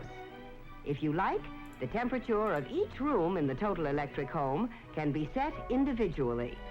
And for the amateur weatherman, the control center reports outside wind velocity and direction, outside temperature and humidity. I mean, we do have the ability to know these things. It's just that they're typically, we get them reported from, like, you know, the internet that the Weather Service, you know, puts out, or local, you know, weather stations if they have a meteorologist. You can also get things that you can put outside that tell you the humidity and stuff. So, like, yeah, that exists. It's not part of the thermostat necessarily, but... Actually, no. I guess I have seen thermostats that tell you, like, the temperature outside, no, okay. That does exist, I guess. It's just a more recent thing with, I think, smart thermostats or more modern ones. Don't know if this is in the US too, but there's an ad that keeps appearing here for a fridge you can look inside if you tap on the door for reasons. I think the idea is supposed to be to save energy, so you're not opening and closing it to look what's in there, but like, I don't know. It feels like they're trying to make shit up to make it more expensive. And barometric pressure. In the winter, the press of a button de-ices the front walk and driveway. In summer... that is a thing that exists, but only really rich people have them. There are people who have, like, under walkway or under driveway heating things. An automatic control starts the lawn sprinklers when the ground gets thirsty. That is, yeah, sprinklers, automatic Another sprinklers. beautiful and practical electrical center in the Total Electric Home is the Laundry and Home Planning Center. With individual hampers, your clothes are sorted by type. Directly opposite, to save you steps, are the real geniuses of this very last word in home laundries. All you do is load the clothes in this new Westinghouse 1000 laundromat and electric clothes dryer. The remarkable program... Yeah, washer dryer. ...computer selects and carries out the perfect washing and drying program for every fabric. So far, this is honestly one of the more accurate future things. Like, the form factor's not necessarily right, but that's hard to predict, you know? Overall, pretty good. The touch of a button. It's the first home laundry that can think. And to be clear, I'm aware that this is all ads for, like, things that they were planning on, like, making. I get it. I understand this is an advertisement. But still, like, in terms of calling their shots of things they were developing, like, yeah, pretty much. Nine-a-line, thanks for, €5, I think? Back when I was a kid, early 90s, there was this educational anime predicting the internet. They still used a fax machine for remote homework. Yeah, it's interesting. Sometimes we predict general ideas, like we will send homework wirelessly or, like, you know, transfer it from one, but the form factor, like in Back to the Future 2, where there's like fax machines in every room and he gets the "you're fired" in every room. It prints out like a thing that says "you're fired." Like, okay, digital communication, sending messages that get around, but like the idea of the form factor being paper, a fax machine, instead of just screens. And we do the same thing now too. I imagine a lot of the time, if you look at sci-fi today that looks towards the future, the form factors are all still very smartphone-like. Like, they're touch screens often, even if they're holographic, they're still pretty much the same kind of UI we use with smartphones, you know? But in 50 years, people probably won't be using the same exact form factor that we use for, like, smartphones and tablets and stuff. They'll have some other thing. They'll wear glasses, like, you know, like the things that Apple wants to do, but they'll be normal glasses sized, and they'll just think about where they want things to go, and that'll be the UI. I don't know. It's just funny. We can kind of predict what we will use things for, but not necessarily exactly how we will use them. Over here is the combination open fireplace and electric barbecue. By touching an electric starter, the host can get the charcoal going and demonstrate his cooking skill. And whenever the family just wants to enjoy a cozy fire, all he has to do is throw on the logs and push a button to automatically lower a protective screen. Cooking is really a joy in the food preparation center. Here you have a refrigerator that looks like fine furniture. For convenience, the upper unit of the refrigerator opens from both sides, and below are handy, spacious refrigerator and freezer drawers. I mean, there are definitely fridges and freezers that have drawers on them, then too, but the rest not really. There's the miraculous electronic oven that will cook these appetizers in 6 seconds. What? Appetizer. Like a microwave? Like what? Is it supposed to be like a microwave? Like a super microwave? Prepared from recipes kept in this microfilm file. Again, not quite. No, microfiche isn't how we store things, but the idea of having a large catalog of things like that makes sense. One sec.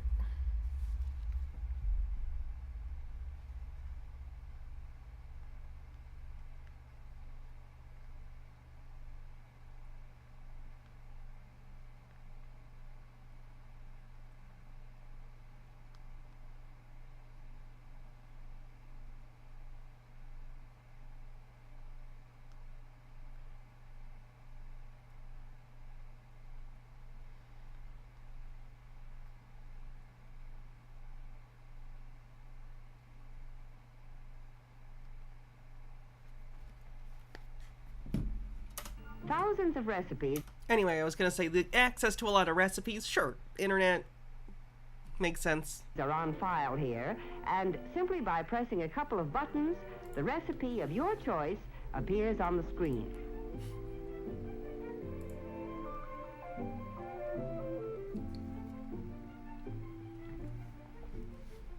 The entertainment center of the Total Electric Home is a whole world of built-in pleasure. Never before has so much fun been organized in one convenient and compact area. Fun that the entire family can enjoy together. By the way, call me a basic bitch, but I fucking love air fryers. I've seen some backlash against air fryers recently, and like being like, oh, people who use air fryers, that shit's like so tacky. Air fryers are great. Air fryers are wonderful. Let me enjoy things. For the young in heart, a button selects the latest... I do think the conversation pit thing is a nice thing to have in a home. Like, we have at our place a sectional couch that kind of, you know, it's like an L shape, so you could, you know, if you had people over, people sitting and talking, and there's the coffee table in the middle. But, like, either way, it's still really nice. I like that, having community areas in a house where you could have people over and just sit and hang out. Hit record. Probably also good for D&D, hypothetically. And plays it automatically. Your television screen is easily aimed toward any part of the room. And for a pleasant Sorry, I backdrop, missed that. I gotta go hit back record and plays it automatically. Oh. The entire family can enjoy together. Yeah, I actually, again, I like this as a concept. It is an entertainment center. Houses do basically look like this now. People have often a couch or something, and then they'll have their TV, and, you know, maybe some, if they still have physical media movies, maybe a sound bar or something, a game console or a Roku or something plugged into the TV. Maybe if they do have records, a record player or something. Yeah, it's about right. Size of the TV's wrong, but again, concept correct, form factor wrong. For the young in heart, a button selects the latest hit record and plays it automatically. Again, Spotify. Your television screen is easily aimed toward any part of the room. Yeah, that's a thing. People have mounts for their TVs that go back and forth and go up to the wall. And for a pleasant background of stereo classics, just press for your selections and put them on the Westinghouse Stereo Fidelity set with special speakers that surround you with music. Surround sound. Yep. Almost every form of home entertainment is centered here. AM/FM radio, tape recorder, slide projector, games of all kinds in drawers. My favorite form of mass entertainment, the slide projector. Roll out at a touch. There's even equipment for showing your own... You know what? I'll even say this. People use slide projectors to show people photographs and things that they've taken. You know what? Something like Instagram you scroll through. I'll even give them that one. Sure. People sharing all their different photos of things. Home movies. Those personal... I really like that chair. The one on the right. Oh, it's covered. Shoot. Let me show you. Boop. I don't know why. Chairs like that are slick. They're very nice. Dramas and comedies, written, starred in, directed, and produced by you. A sliding wall of the entertainment center conceals a built-in projector that glides out into the room. That's super cool.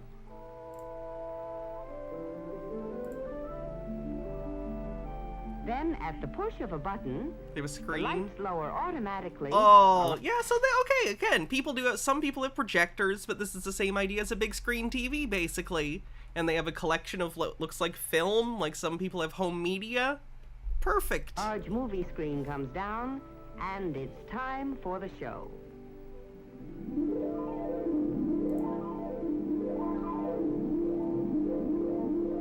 Now, let's take a look at the Health and Beauty Center of the Total Electric Home. The center that keeps you feeling as well as you look. Here, and throughout the house, beautiful fashion plates. You don't have a TV, but you do have a projector. I actually have a little projector that I got at some point. It is so cool. I need to, like, use it more, or bring it up here and show you guys and use it for something.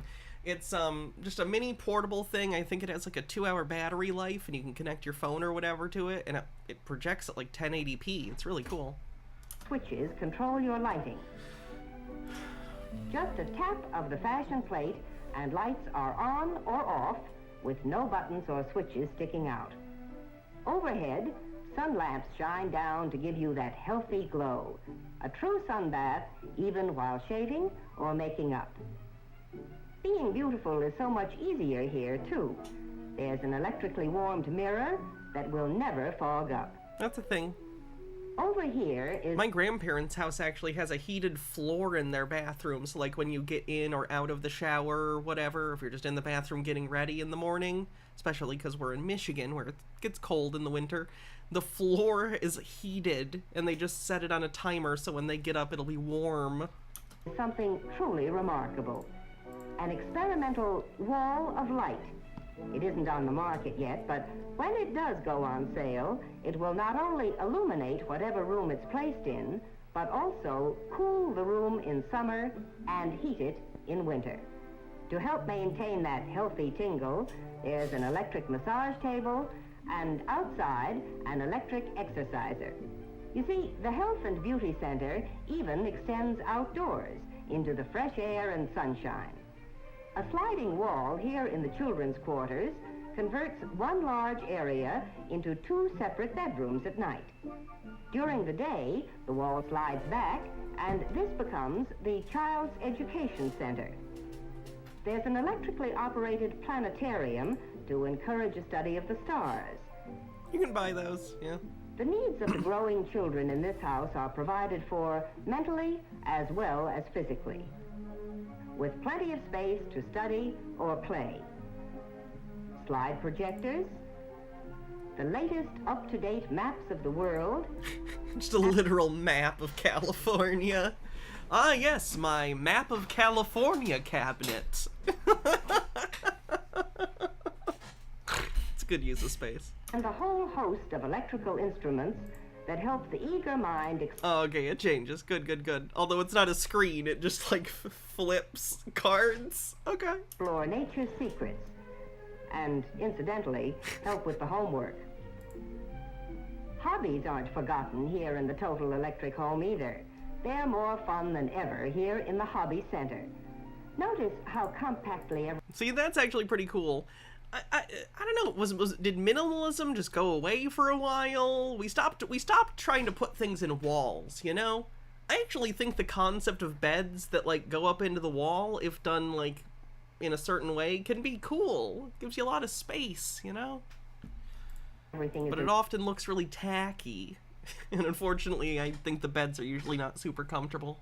Ranged, with tools and supplies that tuck away into the smallest possible space. Everything is accessible at the touch of a button. Compactly stored behind sliding walls and is protected by an electric dehumidifier. I don't know, I wouldn't want to put like that's a router, right? I don't know if I'd want to put up against a wall like that. Like, it's already bad enough if you get caught in a router and then you're gonna get, like, stuck in it. Then you're also gonna be up against a wall. I don't know. I've seen router accidents. I just wouldn't put that there, probably. That's what it is. Or not a router. Why am I thinking that word? Why am I blanking now, god damn it? The thing that spins, so you can do, like, woodworking on it. Which also helps keep the workshop dry. Lathe, thank you. Jeesh. Now I'm actually kind of worried. I'm on new meds, and I'm wondering if it's somehow, like, making me cloudy, or if it's just not working as well as my other ADHD meds or something today. Just feel weird. There's even a smaller version of the workshop for the kids. Designed primarily as a model building workshop, it's child-sized to help encourage the fun of building and creating. It could just be COVID brain fog, I guess, but I'd mostly been feeling better. Is it COVID brain fog? Okay, because I've just been, like, missing words, and I feel like... I don't know. I texted you back about it. Complete the home workshop. Because I know Baha earlier was like, are you okay? I don't know. I thought I was feeling okay. Now I'm thinking I'm maybe not feeling quite so okay. Not enough to not be streaming. Like, I feel fine. I just feel weirdly, like... I don't know. What's the word? Like, I feel like I'm watching all this and doing things, but I'm kind of like separate from it. Like, there's a layer between me and what's actually happening. There's even a paint spray booth. Equipped as he is with the latest in power tools and equipment, there's no job that's too big for Dad to tackle. Of course, Total Electric Living moves outdoors to the patio easily and conveniently. Here's a new idea: a portable power pole that sets into pre-wired locations and lets you use your television or any of your appliances outdoors. I mean, people have stuff that does plugs outside, yeah. If there are insects, the touch of a button provides screened-in comfort. The screen... That came down a little hot. I'd maybe slow that down. That's gonna lead to some lawsuits. People, so many kids are gonna get stuck in that swing door. I'm just saying, these are the same people that did lawn darts. I do not trust them to do swing door. Who knows how heavy that thing is? They're in place at night, out of the way during daylight hours. There are even windscreens that move at the touch of a button to give protection from wandering breezes.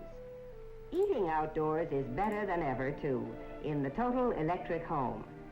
Here's a food and service bar that can be assembled in many different ways. And because it's topped with Westinghouse micarta, it is stain and beverage resistant, can be cleaned up with a simple wipe of a damp cloth. Set into its micarta top is the electric barbecue, complete with electric starter and an electric rotisserie. There's even an appliance center and a food and dish warmer. In the Total Electric home, all the conveniences are yours outdoors as well as indoors. But the real heart of... You know what's weird to me about stuff like this? This was made in, let's see the year. Timestamp, are we at 18 something? So it'd be after the Letterman thing. This would be like in the 50s, right? It's so weird to me that they're talking about all this technology of the future and this utopian thing, but socially speaking, this is when segregation is still a thing. So in their head, in this house of the future, you know, in another part of town, hypothetically, it's like you don't even think about it. Pop culture at the time was just so silent on anyone who wasn't this, that it just completely ignores the fact that, like, this is happening in the context of, you know, legalized discrimination. It's just weird, isn't it? This home is clean, safe, electric heating. A home is not totally electric without it. Yes, a new concept in living with the feel of the future is here today in this Westinghouse Total Electric home. And the wonder of it is, Total Electric Living is not expensive. What's more, Total Electric homes can be built to fit every taste in styling, any climate, and most important, to suit any price range. As a matter of fact, Total Electric Living is well within the reach of most people planning to build, Most people. I wonder what they mean by that. Or remodel. The total electric home is another reason we can say that when it comes to leading the way with new ideas for better living, you can be sure if it's Westinghouse. That's pretty wild. Okay, let's find something else.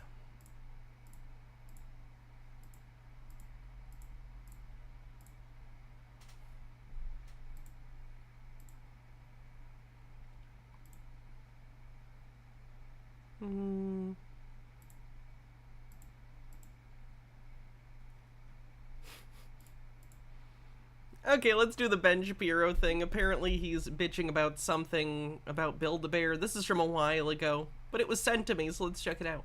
Well, folks, I've taken my kids to Build-A-Bear before. Well, folks, it's time to do another stream where I bitch about something, even though I am richer than the majority of human beings who have ever existed, and I have zero problems.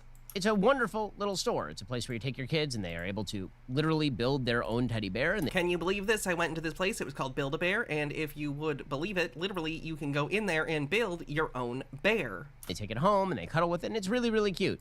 Well, except that Build-A-Bear has decided to jump into the woke cultural wars. When they say that they're not coming after the kids, that's a lie. They're coming after the kids. They're coming after the kids at this Build-A-Bear because only children would ever want any sort of stuffed animal. My wife has told me that anyone who has a stuffed animal as an adult is a strange person who might be similar to the people who need a bucket and a mop for their wet various holes.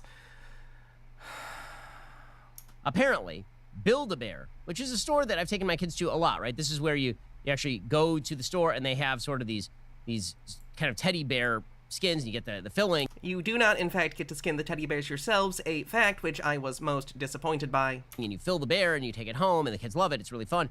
They've decided that they need to drag queen the kids. So Build-A-Bear's workshop is now... Can you believe that at this Build-A-Bear workshop, they are partnering with very famous brand. Now offering a new RuPaul drag queen bear, which makes perfect sense. Literally no child would look at this and know anything about anything other than it's a teddy bear in a dress with makeup. Like, there's nothing, like, I would want to beg Ben Shapiro to say specifically, what is inappropriate about this right here? What is inappropriate about this bear?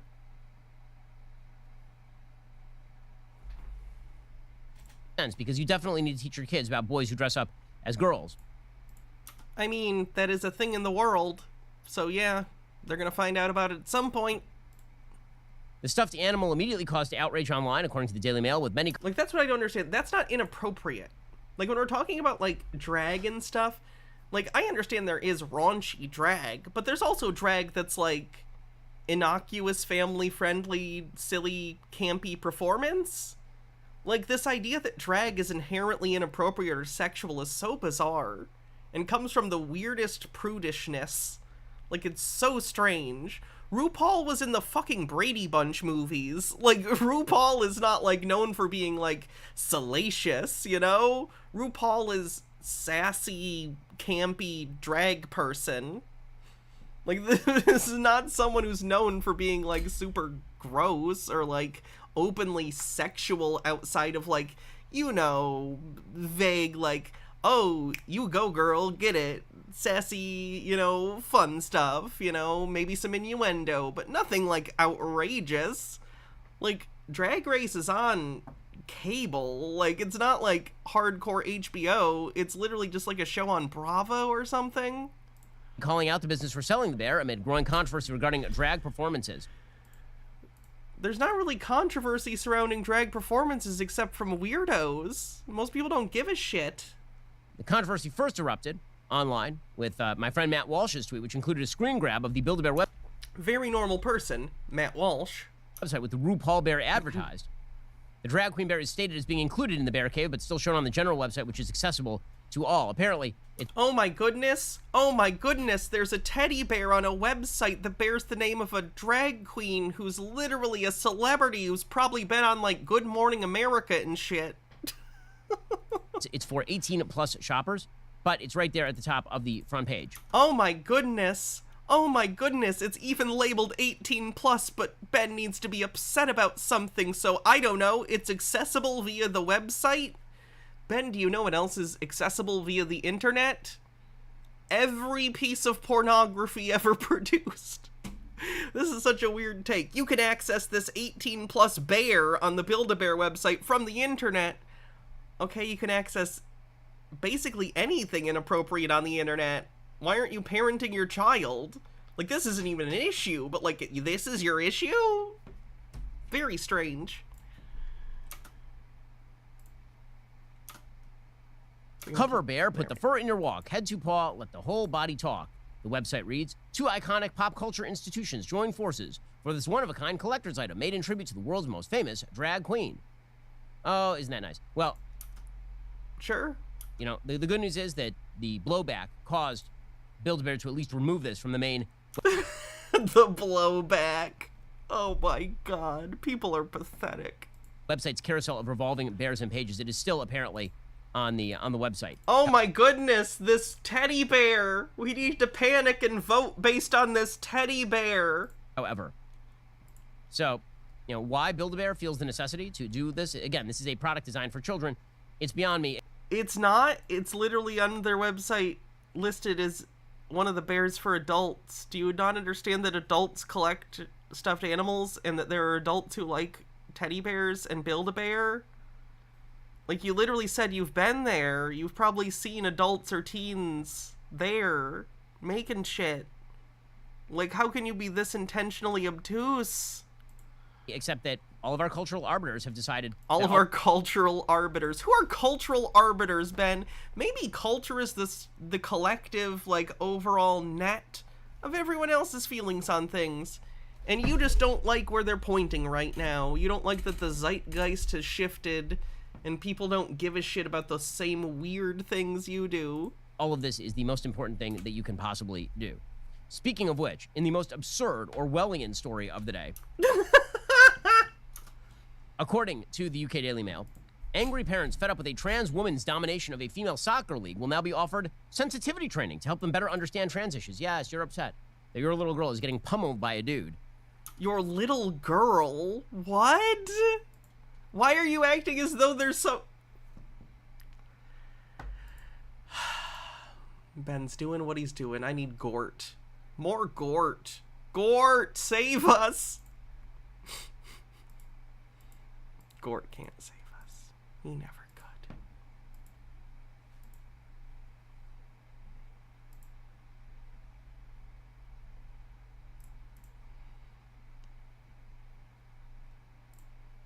Thank you for becoming a part of the Aegean 900 network. It is now time to put everything you have learned into motion. The Aegean seminar was great. I can't wait to get started. Girls, girls, girls. Call them, meet them, date them. Welcome to the 900 audio text industry, the fastest growing industry of the 90s. Thousands of dateable singles in your area are at your fingertips. Hello, we left a message for you on Voice Personals. Hi, my name is Richard Alonzo of Aegean. Give us a call now. I've met many of you. I've seen your excitement and your enthusiasm. You all have what it takes to make it in this business. Let's date. We left a message for you on Voice Personals. A custom program can consist of anything, within reason, of course. So, Matt. It's not Tinder. Do you not know what 900 numbers were? She always seems to know just what to tell me. There's a 1-900. 900 numbers are what were colloquially referred to as sex hotlines. You would call, and people would be paid to basically have phone sex with you. This was a thing. That's what 1-900 numbers were. Maybe still are. They probably exist. Line. You can get all the legal advice you need. I think that... I should say, not all 900 numbers were this. There were a lot of 900 numbers that were like pay for things. There were Freddy Krueger ones. There were tell me a joke ones. There was a Santa hotline. There were a ton of them. But at a certain point in time when the you know, pop culture ones weren't as popular, it did become pretty synonymous with like just sex hotlines. It's cheating. Don't watch that phone. Call the hottest voice personals available. Voice personal singles are practical people with busy lifestyles. Why waste time looking for that special someone in places that don't attract singles? Have you seen Elvis lately? Is my husband cheating on me? Am I ever gonna get married? Will my mother Oh, this is for a psychic one. recover from her operation? Will I win the lottery? We can help. No. Now pay me. Even the Pope has a 900 number. 1-900, dial a prayer. I would not, however, recommend this line because much of the information provided on this line is made readily available for free. While advertising on your own is fun and easy, there's another option that may be equally appealing. Hi, I'm David from R&R Advertising. Hi, I'm Ron. Hi, my name is Mark, and this is Pete, and Dad and I bought a sports line. We finally found something we can do together. What a nice idea. Call our department today. What we will do is we will take your personal 900 number and burn it into the bottom of those commercials. Oh, boy. Ugh. It's a birthday party, what do you say? It's a very special, special day! So come on, kids, let's have some fun! One for all and all for one! Hip-hop! Get down and jump around! Hip-hop! Kick your feet up off the ground! Hip-hop! The word is out all over town! This is my sleep paralysis demon's sleep paralysis demon. Hip-hop! Leapfrog to a hip-hop sound! A birthday jubilee, so won't you come here pop with me? Lift your spirits way up high, all the way up to the sky! Hip-hop! Get down and jump around! Hip-hop! Kick your feet up off the ground! Hip-hop! The word is out all over town! Hip-hop! That was unfortunate. That was quite unfortunate. Around your neighborhood, there are people who are doing good. True blue. Oh my, it's propaganda. Classic propaganda. Policeman, true blue. Policewoman. And if you need any help at all you gotta do is give them a call. True blue. The policeman. Policewoman, true blue. The policeman, true blue. Policewoman, driving through the streets, walking on the beat, flying through the air, or anywhere. We're the men and women in blue, and you know we're here to help you. True blue. The policeman, true blue. Policewoman, keeping danger out of your way each and every day. True blue. The policeman, true blue. Policewoman, we're true blue. The policeman, true blue. Policewoman, in a boat or in the air, you know that we'll be there. On a bike or in a car, or anywhere we are. We're the men and women in blue, and you know we're here to help you. Yikes. No, I've never seen The Fanatic. Never actually heard of it, I don't think.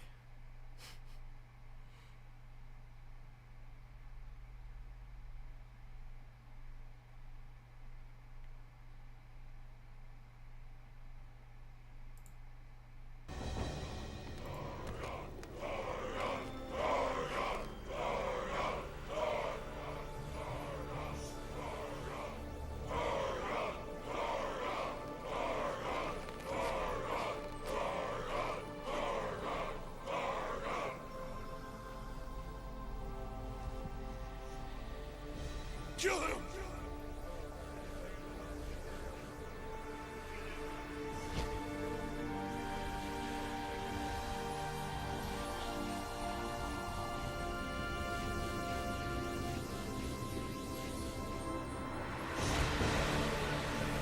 This feels motivated. This feels good. This feels good. I'm in. Shoot him!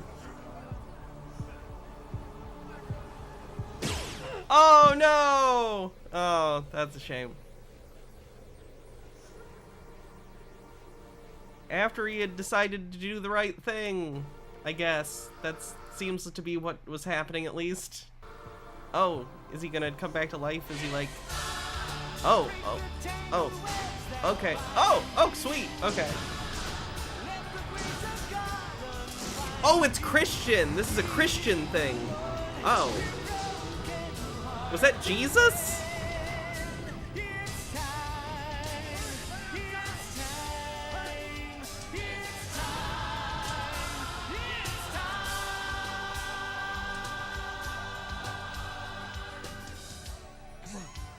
It's like, is this like Mad Max Jesus? Did they Mad Max the story of Jesus? Because if so, that's fucking dope, and I want to see it.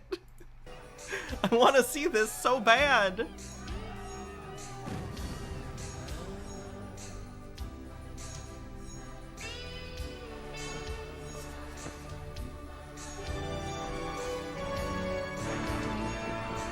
What in the world was that? I want to know so bad. They didn't even cite it. Although they do have the song. The song is flagged, so I can probably find it via that. Wayne Watson, It's Time.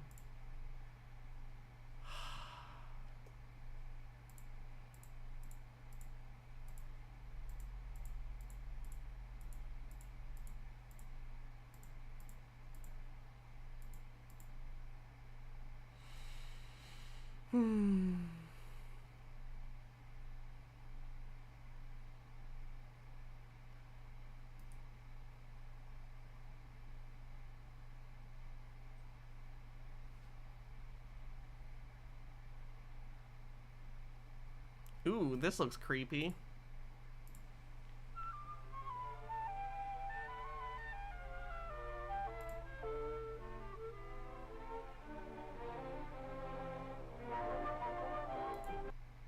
Oh, this is by Harryhausen. This is by Ray Harryhausen from 49. Oh, night, Gort.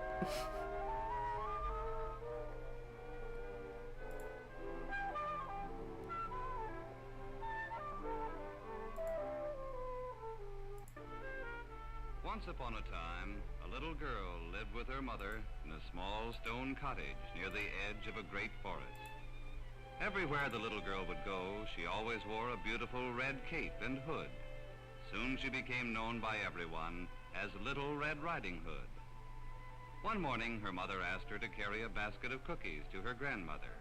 Her mother told her not to leave the path or stop to talk to anyone on the way.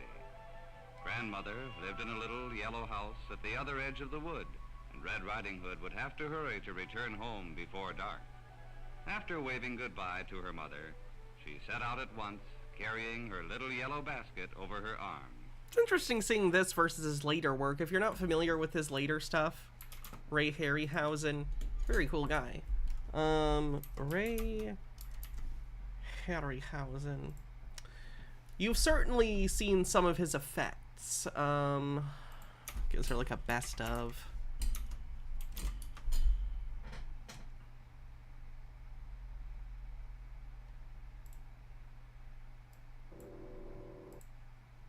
Film that inspired him. Yeah, he did all sorts of stuff. I believe he worked on the original King Kong. He was not the lead. He was studying under the main stop motion person for the original King Kong, though he did do Mighty Joe Young, which quite famously was very impressive for its stop motion. If you've seen like dinosaur scenes like this, often it's Harryhausen. He did the skeleton fighting. He did like the Jason and the Argonauts stuff. He's really great.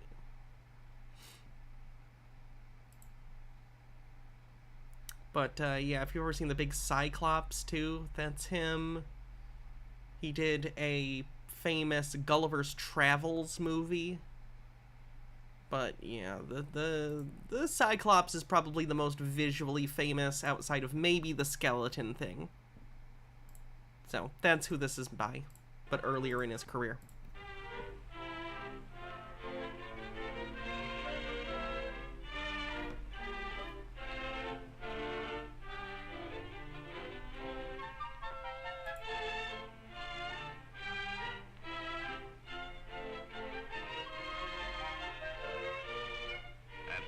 Red Riding Hood. Ray Harryhausen is his name.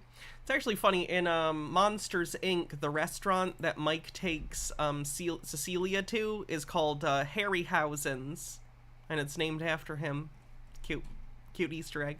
Walked straight along the bright forest path, but soon, near the riverbank, she saw a beautiful field of wildflowers.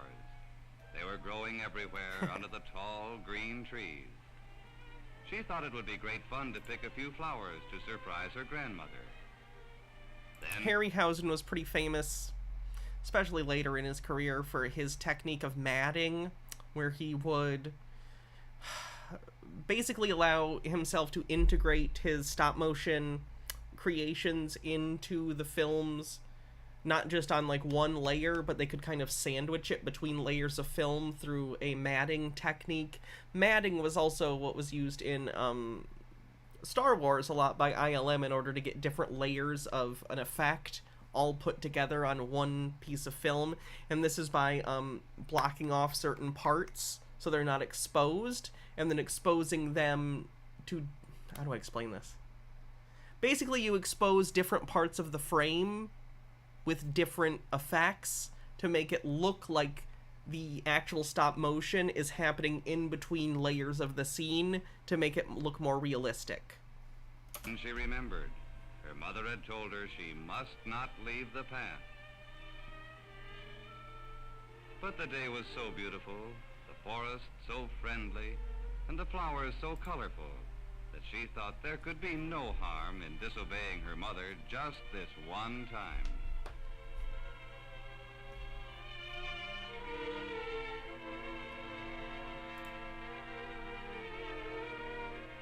Are beautiful flowers. Ooh, she turned and creepy. saw the big greedy wolf of the forest standing on top of a rock. Red Riding Hood had never seen a wolf before, so she was not afraid.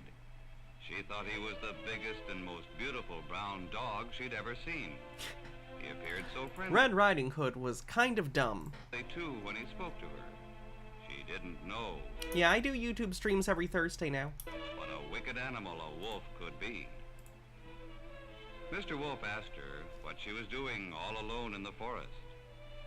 Red Riding Hood told him she was on her way to her grandmother's house with some fresh cookies and a bouquet of flowers. And where does your grandmother live? Asked the wolf. She lives in a small yellow house with a red roof just over the hill. Well, said the wolf, good day to you, my little girl. And he disappeared into the bushes. Red Riding Hood was disappointed to see the wolf go. She wanted him to stay longer, but it was getting late, and it was best that she be on her way.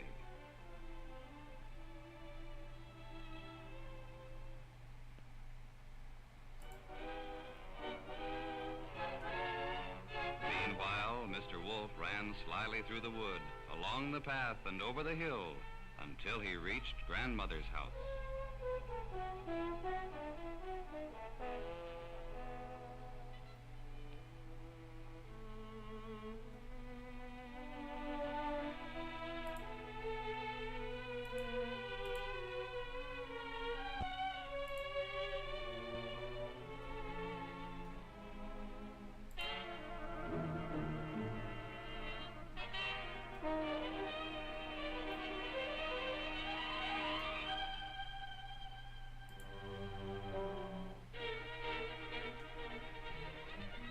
I actually don't know about the audio thing. You'd think I would, but I don't.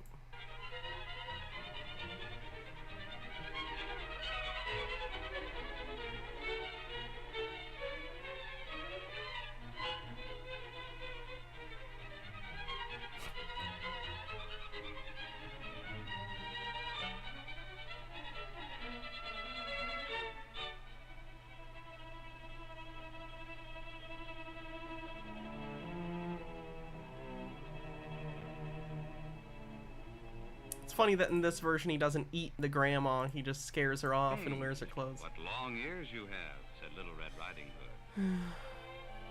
And then Red Riding Hood saw clearly his long... He's like a reverse furry. Long, sharp teeth. But Granny, he's a fleshy. great sharp teeth you have.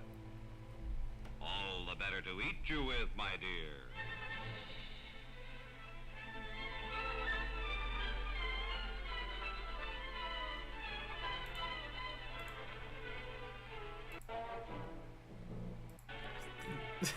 I've shown up with my gun. Usually, I think it's traditionally an axe, but okay, sure, why not?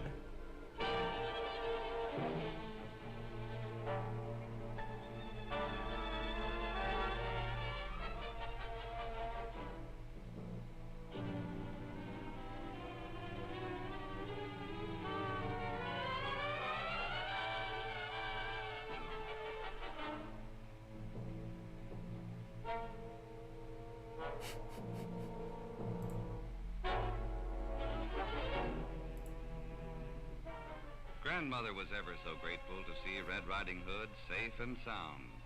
The brave huntsman was very proud of his... Good job, Gunny. You did great. ...trusty old gun. Grandmother and Red Riding Hood thanked him for killing the wolf and saving their lives.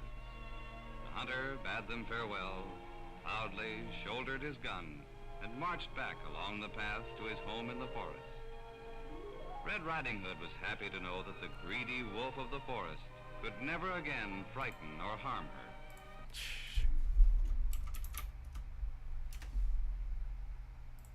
I want to show you guys a video that's about how Ray Harryhausen did his thing. It's so interesting.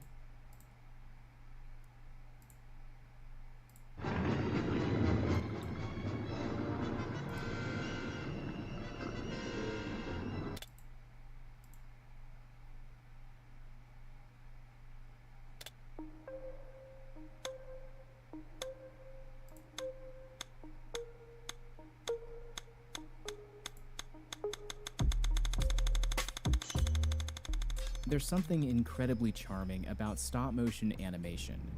I've never really been able to explain what that is, but only that it's a magic trick that I never get tired of watching.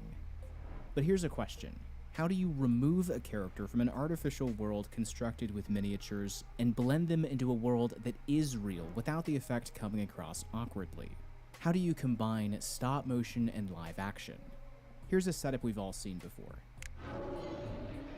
You've got a terrifying rubber monster laying waste to an entire cityscape, but instead of being staged creatively, it's covered like this. Shot reverse shots of people reacting in horror and close-ups of the monster slowly moving towards the camera. Employ it once, fair enough. Anything more than that, and it just comes across. Yeah, here's a link to the video if you want to check out this channel, by the way. I'm not super familiar with this channel. This is the only video I think I've seen by them. But the Royal Ocean Film Society. This video seems well put together, so. Cross is phony. To make it at all believable, you have to stage the action in a master wide, which means that the stop-motion creature needs to be integrated into the image. That was the dilemma at the heart of the work done by this man, Ray Harryhausen, one of the medium's most beloved craftsmen. Let's take a look at how he constructed this shot in The Beast from 20,000 Fathoms.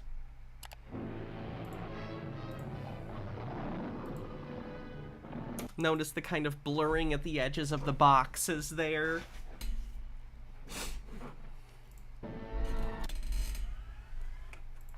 Everything begins with this original on-location shot of the New York Harbor.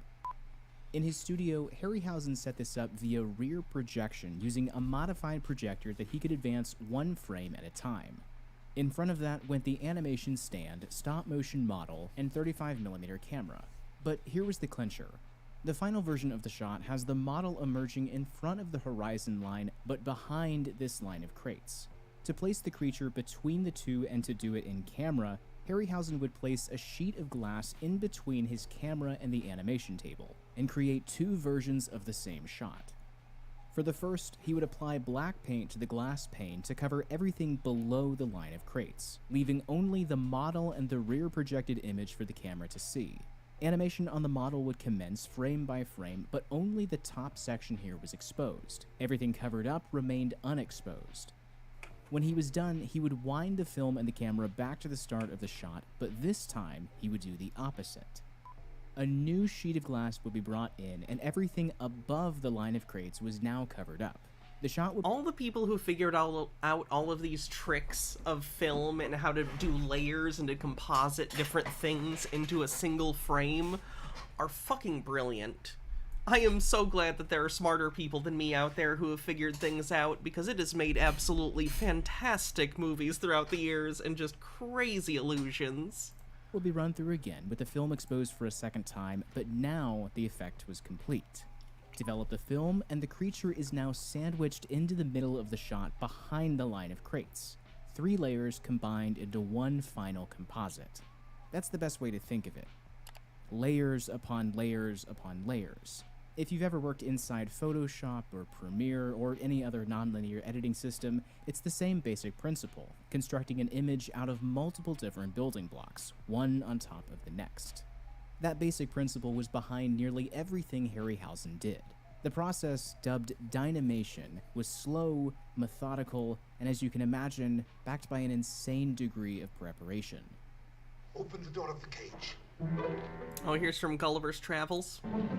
Sorry, 3 Worlds of Gulliver. It's a Gulliver's Travels adaptation. For instance, what are the ways you... They so often cut out stuff from the original book. I don't know why. Gulliver didn't just visit small place, big place, and third place. There were multiple places he went. You can have a stop-motion creature physically interact with footage of the actors on set. In the big monster movies, you could always have the creature's arm flatten extras, but it doesn't quite... For the record, Lilliput, Brobden, Nag.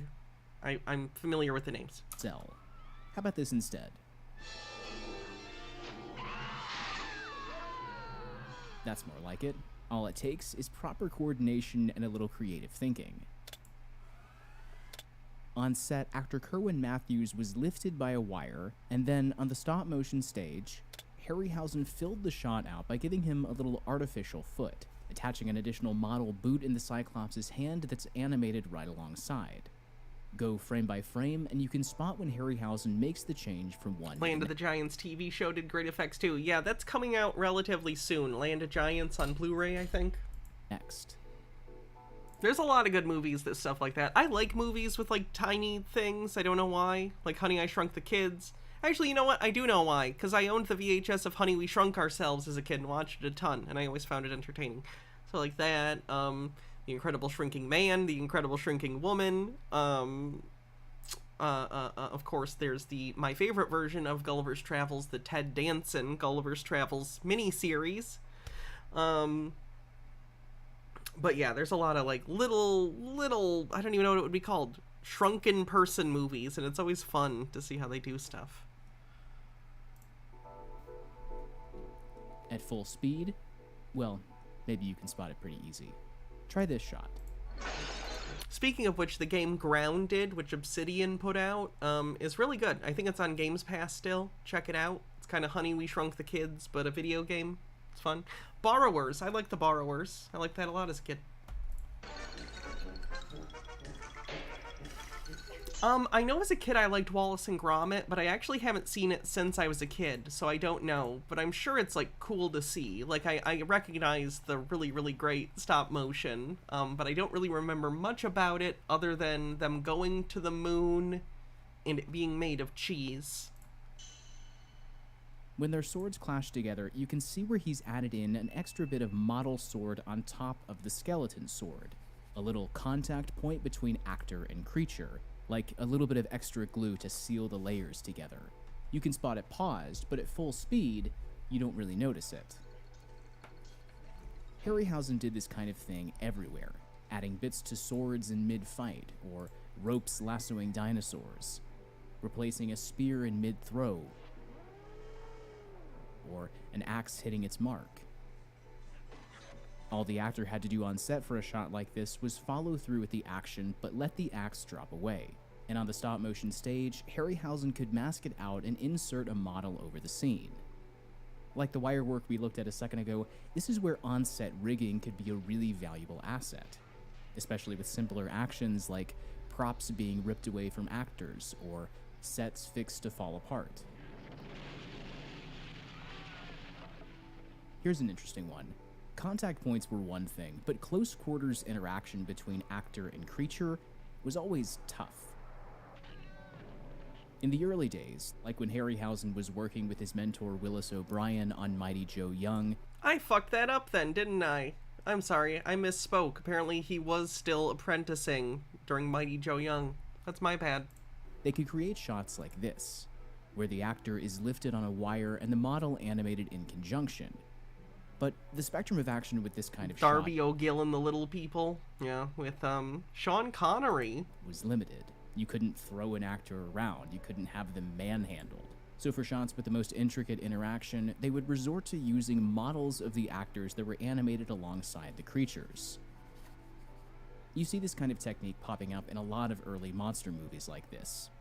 Willis O'Brien employed the same trick when he was working on King Kong, and it's a curious little workaround, one that Harryhausen carried into his own films, and that he was always trying to overcome. For instance, take this shot from 1 million years BC, where Harryhausen and the crew pull a little Texas switch to mask the transition from the actor to the model. Looks a little goofy, doesn't it?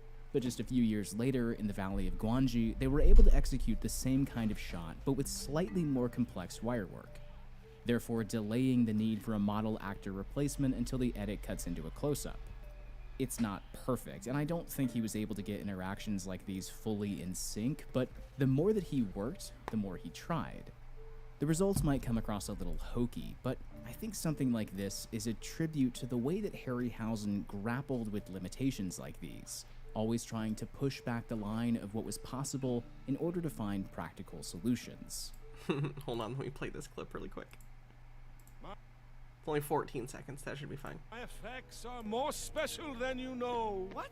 But how are these things real? What about stop motion? What? Do you really believe someone moves these figures one frame at a time? I'm not a masochist. I used black magic to make them animate themselves. Potentially true. Harryhausen creation. It was proof of concept. Oops, sorry, that's actually not the correct video. It was this one.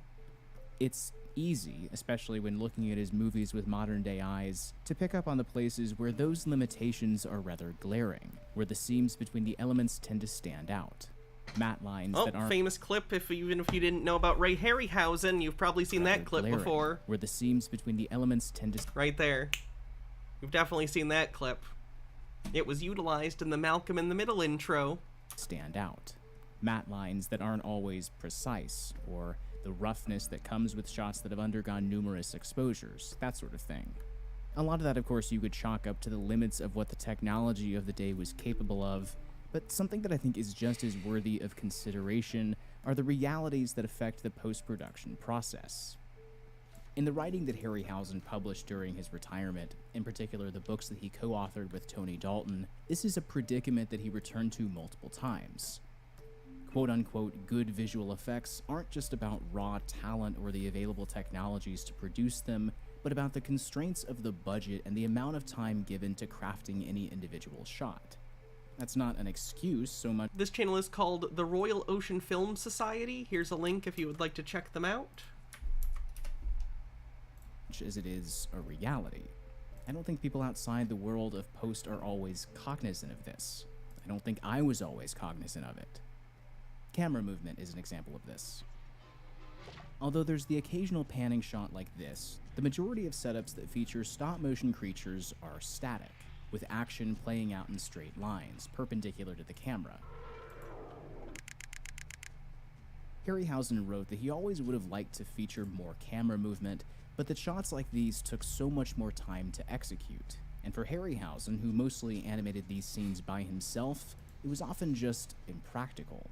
At the end of the day, it's about the budget and the deadline, and doing the best work you can within those constraints.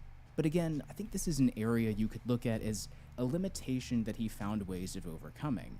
As his films went on, you can see him compensating for infrequent movement with shots that become more and more dynamic. Compositions get bigger, deeper, grander, and the movement of the characters becomes all the more subtle and eerie.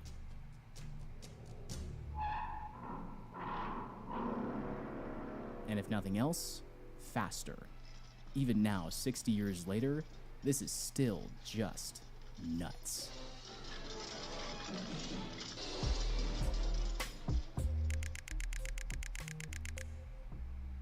For as much as his films may now look like a relic from the past, to watch them is to watch a craftsman tackle the same question that visual effects artists and engineers have been trying to solve every day before and since. Because, of course, that central question doesn't have a definitive answer. Expand it out from just stop-motion animation to the whole of visual effects, and it's all the more true. It's an answer that's in a constant state of evolution. In the same way that Harryhausen built on techniques developed by Willis O'Brien, companies like ILM and Weta have picked up where Harryhausen left off, constantly searching for new ways of bridging the gap between visual effects and live action, in order to make the combination between the two seamless. And so, as Harryhausen often said, the snowball rolls on. How would I like people to remember my work? Well, just that they enjoy it. I had many people come up to me and say how our films have changed their life.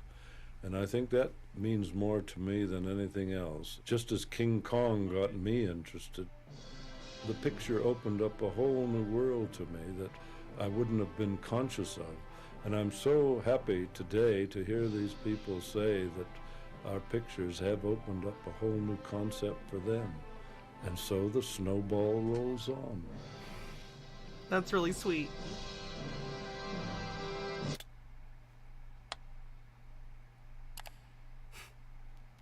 Hey everybody, thanks so much for watching. That was great. Again, one more time, here's the channel. If you want to check this person out, they seem great. So.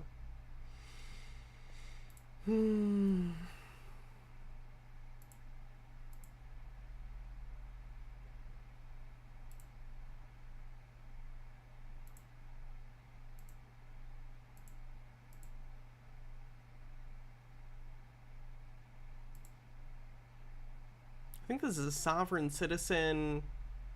Oh no, this is a sovereign citizen hit and run.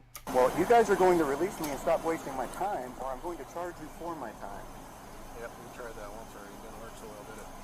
Oh, you think I tried that? Yes, because I know who you are. Oh, okay.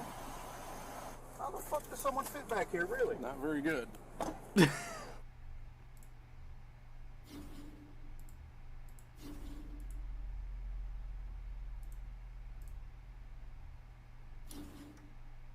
Welcome back to the Van Balian channel, guys. Today we head to Flandreau, South Dakota for a video where police get dispatched to an accident. But this isn't just any accident, this is a minor accident involving a sovereign citizen, so of course it turns into a circus with lots of word salad, threats to the police officers which backfire spectacularly, and because he refuses to identify to the police and the alleged victim for insurance purposes, he gets a pair of silver bracelets and a ride to jail.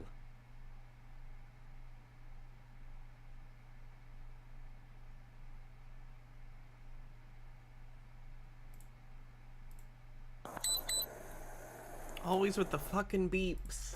I know why they're there. They're there to be like, hey, the camera's on, which is good, but holy shit, could it be a less annoying noise?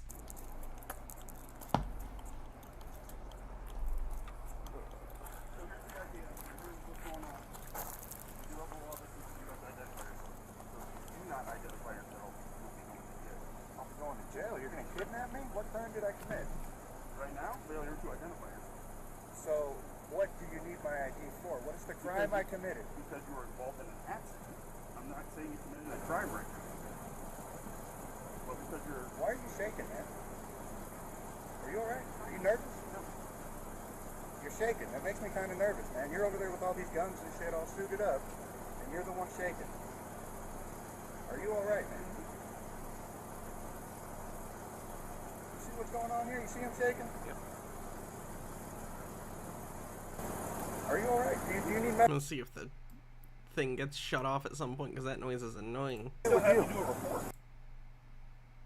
that's not. They shall stop him.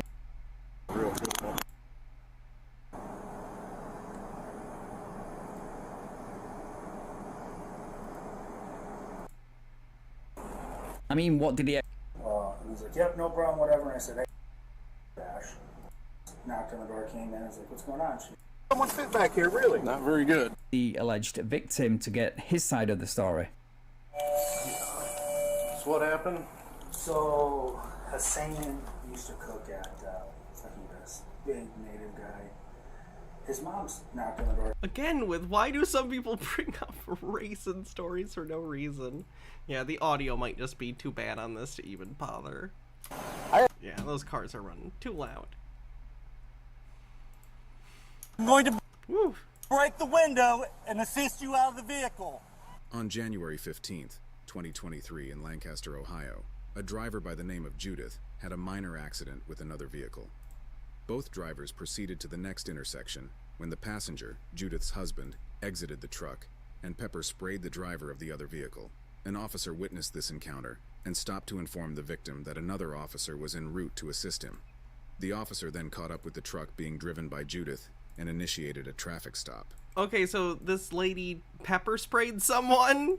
Like, not defensively, but like as a fuck you? Right? Is that what I just understood, or did I misunderstand that? They're not identifying themselves. She rolls her window up, refuses to talk to me. He tells me, forget you, I ain't identifying myself to you, and that's where we're at now. Okay. Damage on that vehicle? Just a mirror. Her husband did, okay. Touching mirrors. Sheriff's deputy, I'm not sure where he came from. He must have been behind me or close to me, because then he comes down here. They refuse to identify, and then he calls supervisor in. So she's refusing to identify herself. As well as there's a passenger in the back. They're recording, as well as the gentleman in the passenger And that's side. on her plate, right? Correct. So she's refusing to identify herself. Right. He's refusing to identify himself. Okay, as far as him right now, let's not worry about him. Her. Let's worry Yeah, about she's her. being the driver. Yep. No plate on the vehicle. No plate on the vehicle. Yep. That's what we got. Hey, Walker. So let's get her out of the vehicle. Okay. She refuses to come out with. All right. Well, we'll get in the vehicle. We'll pull her out, 2-5 her. Okay. She's not cooperating with us. And we'll tow the vehicle because there's no plates on the vehicle. Okay. My next problem is I hope she doesn't try to take off on us because just because she's not pinned in or anything. So I'm in front of her. I can. Yeah. Once you have your guy, we'll block her from going anywhere. Jonesy, you can probably pull up a little bit closer, maybe. Hi there. My name's Sergeant Thurston. Ma'am. Thurston. I'm talking to you. You're the driver. Ma'am, I'm asking you to roll the window down to speak with me. You're the driver of this vehicle. Can you open the door so I can talk to you? Open the door. Open the door. Ma'am, I'm trying to speak with you. Okay. 1 second here. Ma'am, I'm trying to speak with you. You're the driver of the vehicle. Ooh. I'm trying to talk to you. Oh no, this is gonna end really badly. I'm asking you to make contact with me on the other side of the vehicle so I can talk with you, okay? That window Ma'am, can you step out of the vehicle so I can speak with you? Ma'am, I'm asking you to speak. Ma'am, I will be breaking the window and pulling you out of the vehicle if you don't cooperate.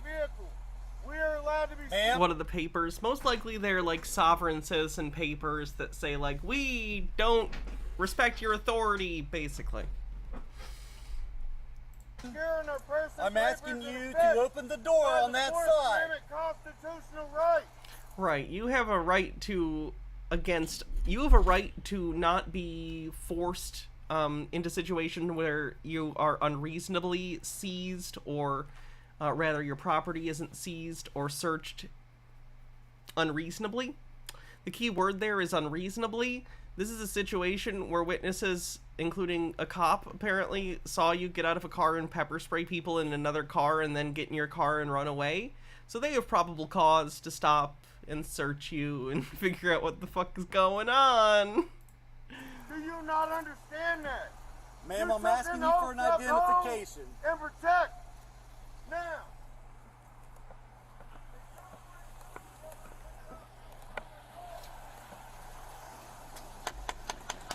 Open the door. I'm going to break the window.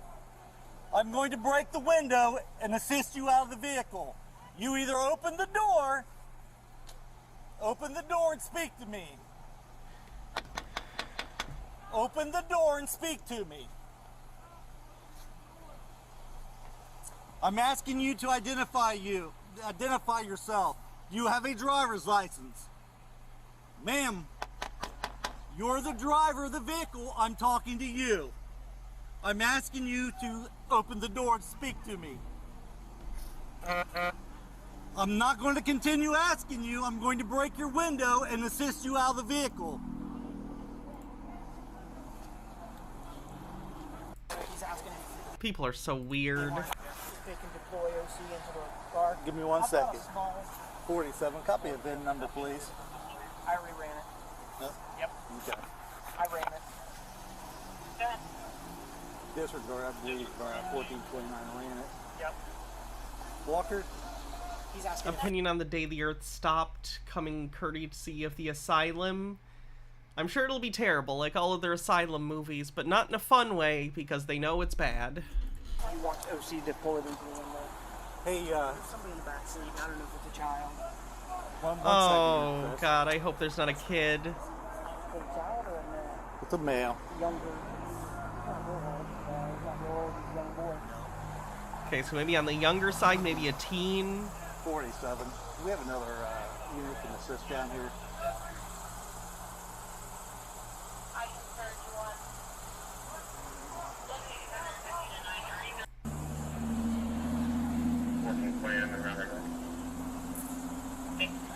So here, Walker, I don't know if I want to put OC in there. You're under arrest. Open the door. Oh, there it is. Step out now! Step out now! Step out! You're under It's like a 16-year-old kid and they pepper spray into the car. Ugh. arrest. Step out of the vehicle now! I really don't think... Isn't it usually against policy to spray pepper spray into an enclosed environment? Like, I don't think you're supposed to do that. Step out of the vehicle now! OC, OC, OC! Nah, I've not seen Airplane versus Volcano. OC, OC! Step out now! OC! Step out now! I don't even know how after getting the entire inside of the car full of pepper spray, I don't know if anyone could really reasonably get out. Because you're blinded. Oh God, he's doing more! Holy shit, no! Step out! You're gonna run out of air! Oh my God, you are absolutely not supposed to use pepper spray like this. What the fuck?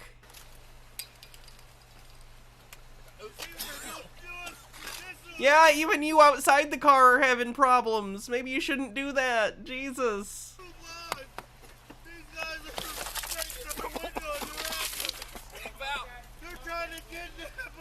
Step out of the car! Step out of the vehicle over here! Step out now! Step out of Exit the vehicle now! They're trying to kidnap me! Get out! Get your medical attention! Hey! Let go of my hands back!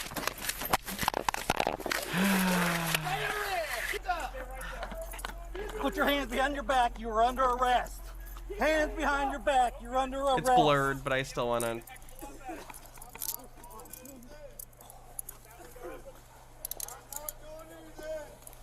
Open up! Bring him out! Step out! Keep your hands up! Jesus Christ. Everything's got to be a whole fucking thing. You're under arrest. You have the right to remain silent. Anything you say can be used against you in court of law. They're here. I really hope someone starts cracking down on the sovereign citizen YouTubers who, like, promote it. Because, like, people keep getting fucked. While they went around him. Everything. Get some floor pictures, too. Okay. After being OC sprayed, Judith and the other passengers of the truck received medical care. Judith and her husband Brian were arrested and charged with assault, obstruction of official business, resisting arrest, and disorderly conduct. They were booked into jail. Name's Judith, right? Judith, this is a bad situation. I don't know what else to say. This is terrible. This has never happened. And my question to you is, why did you let this get that far? All right, listen, I'm just trying to talk to you. This I hope Probably get a lawyer. Probably don't talk to the cop. license plate as far as. Don't get me wrong, she probably sucks, or at the very least is being manipulated by her boyfriend or husband who sucks, but like, yeah, not gonna help your case. As you think, you cannot do that. Brian's okay, yeah. So look at the mess that this has created. And now your son Brian, who's just 15 years old, this should have never happened. The police should have never had to show up and do any of that. This officer should have just been able to come up to the window, provide him the ID. You have an ID. You should have just cooperated. But you'd already been at home probably in your chair. Agreed, flower sheep. Agreed. You don't want to talk, I understand. I mean, I feel that you're kind of, are you under control of your husband to where you can't, if you don't feel like talking?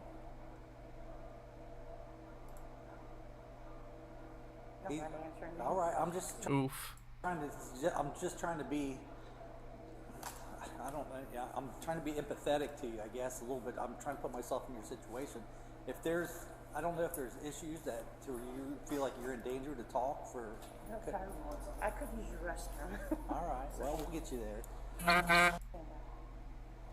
I'll stop talking to you. I don't. And computer technology changed not only how we communicate, but our everyday lifestyle as well. Today in What's New, we'll take a glance at how cutting-edge technology is being used in the home to change and to improve our lives, leading this evolution towards an era of smart... I'm not sure when this is. It definitely looks like the 90s. I don't know if that's Windows 95 on the computer behind her, but this is a Microsoft Smart Home of the Future thing. Smart homes is Microsoft Corporation, among the world's leaders in dynamic applications of high technology. Let's take a look at the home of the future as designed by innovative engineers and scientists of Microsoft. Welcome to the Microsoft Home. As Robin arrives home from work, there's no more fumbling with keys because her motion starts the entry process. All Robin does is look into an eye scanner. She could also use a voice or fingerprint to be let in. Robin is recognized by the scanner. The front door unlocks and opens. As Robin enters, she just touches Welcome Home on the nearest wall panel, so the house is set just the way she likes it. There is one new voice message from Chris at 5:23 p.m. While Robin is listening to the house report, the lights come on to preset level. You know, typical family home that has a grand piano in the living room. Music comes on. The shades are raised. Messages are played. Everything in the home is connected together and does whatever Robin and her family told the house they want to happen. Hi, hon. I'm on my way now to pick up Alex. I'll be home soon. And, sorry, I know it's my night, but can you start dinner? Okay, see you, bye. Before Robin starts to prepare dinner, she wants to see if everyone in the family... I don't have one. The richest house I've ever been in legit had a grand piano. And to be clear, my understanding, I believe they mentioned that no one in the house actually played a piano. It was just a really nice grand piano, and it was like a rich person house. It was a rich Florida house on the waterfront property, beachfront property in fucking Florida. It was insane. I don't even want to know how much this house fucking cost that I was staying at. It was disgusting. But they had a grand piano. They will be home in time. Like a full-sized one. It's weird. She can check the entire family schedule, but just to be sure, she sends her daughter Jessie a message. For Jessie, who's on her way home, it's just a simple matter of reading the message, then touching yes on her pocket PC. Back at home, Robin her pocket PC started dinner, but finds she's missing garlic, a key ingredient. So she brings up a map, which shows just where her husband Chris's car is at the moment. Yeah, that's the thing. She wants him to stop and pick up the garlic. Using the home's name, she places a call using the home's networked communications. Astro, call Chris in the car.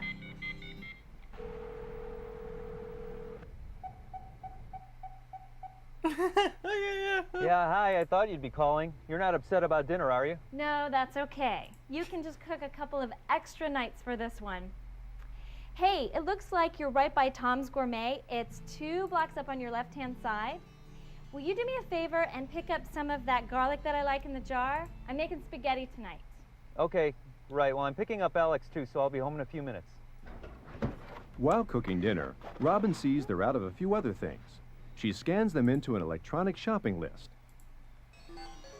That's a thing. We've had a shopping list, but like me and Baha have had a shopping list that she's added stuff to, like on an account, and then I'll be at the store, and yeah, that makes sense. Which will be sent via the internet to an online grocer who will schedule the delivery. Oh, well, Or that's accurate she can too. just toss the empty items out. A connected waste basket will add them to the shopping list. What if I don't want more? When the rest of the family gets home, there are many ways the house makes life easier. Dad might want to change the lights and turn on the news in the family room. He can control any room from anywhere in the house. Jesse, meanwhile, starts to practice the piano. It's connected to the house. I noticed the similar theme between the 1950s House of the Future as well as the 1990s House of the Future included the man of the household having some way to control the temperature and the settings of every room, and no one else is allowed. Did you notice that interesting thread of cultural weirdness? Oh. Too, and can tell if her favorite show is coming on in a few minutes. It seems the TV wins out again. Her brother Alex has started his science homework. His microscope view is displayed on the monitor, where he can get a much better look at what he's studying. That's the thing. They make attachments for kids for phones or tablets or whatever that has little microscope things. In the kitchen, Robin just about has dinner ready. Astro, add butter to the shopping list. The cooking period is done. The stove, The cooking period is done. a smart appliance on the network, can send a notification to anyone, anywhere in the house. Alex sets the scene in the dining room by selecting family dinner from a wall panel. Besides setting lights and background music, this turns off the phone, unless Grandma calls, that is. The home can help protect the family's peace and quiet or control interruptions. Tonight, a salesman comes to the door. He can only leave a message because the family dinner setting means do not disturb. After dinner, Dad decides to watch the news in the entertainment room. The kids, however, want to watch something else. Dad, we want to watch our movie. Okay, I'll tell you what, I'll set you up in the family room. Yay! Dad pauses the news and TiVo. Yeah, TiVo was a thing for a little bit. Yeah. brings up the family room. From the on-screen video guide, he and the kids can choose what they want to watch from any different source already in or coming into the. Do they not know how to use a fucking remote? Why does the dad have to set up the TV for them? Are there children who don't know how to turn a TV on and find channels that are the age that those children are? House, DVD, the web, cable, whatever. Yeah, okay, like a Plex server. Okay. They don't have to figure out which device it's on or how to control it. It's all in the same list. Robin, meanwhile, is in the home office, where she has the same control over every aspect of the house from the PC, including heating, ventilation, and air conditioning. They would not let the dad would not let her have control over the AC. That's just a fact. As the evening winds down, Mom's reading a wireless ebook. Dad's checking the weather on the web phone, which also can talk to the house.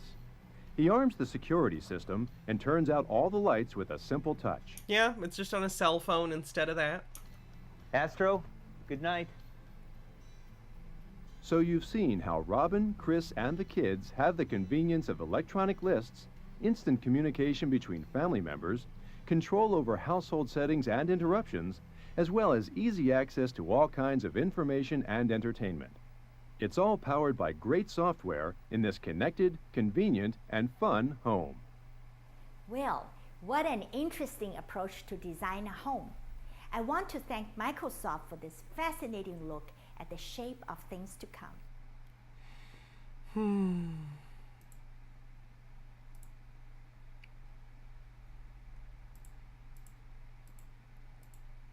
You guys see Jeremy the Quartering is being sponsored by a white supremacist book club. Out good programming, and we're going to talk about that after a quick word from this video sponsor.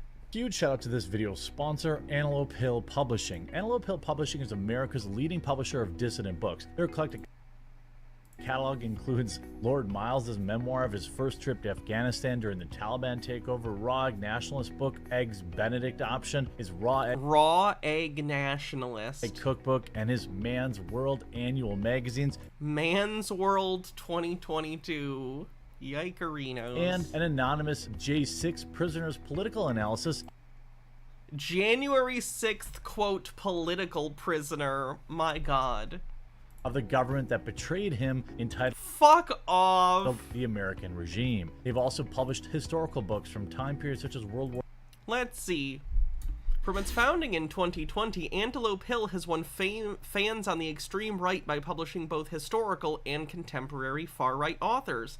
Early on, the company sold reprints and new translations of works by 20th century Nazis, fascists, and nationalists, with an emphasis on works from Nazi Germany and its sympathizers. Antelope Hill's translations include works by Adolf Hitler, Belgian fascist, Nazi collaborator, SS commander, and convicted war criminal Leon Degrelle, Wilfrid Bade, whose Conquering Berlin is laudatory account of the campaign of political violence carried out by the Nazi paramilitary, SA, or known as Brown Shirts, in the Weimar Republic era Germany. War II, the Spanish Civil War, many of which were previously unavailable in English, such as Leon Degrelle's The Burning Souls. The goal of Antelope Hill is to ensure that books of historic, cultural, and political value are preserved, made readily accessible. That's why they also publish neo-Nazi shit for preservation purposes, wink wink. Accessible and easily affordable so that history, facts, and ideas cannot be censored by corporations Fuck off, or governments. you Nazi Whether bitch. you count yourself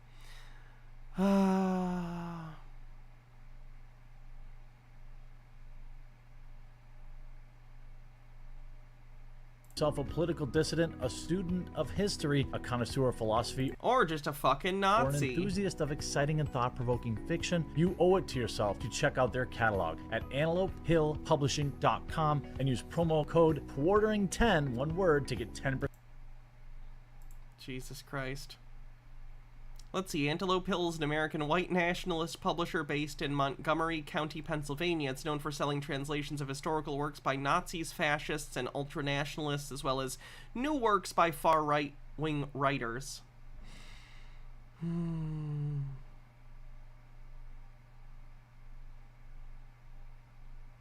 that's disgusting.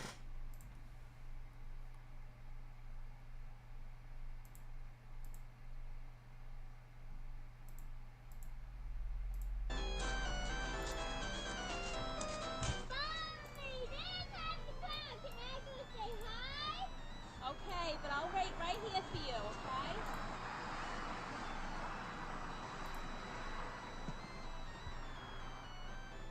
Hi, aren't you Happy Clown? No. But are you sure you look like Happy Clown?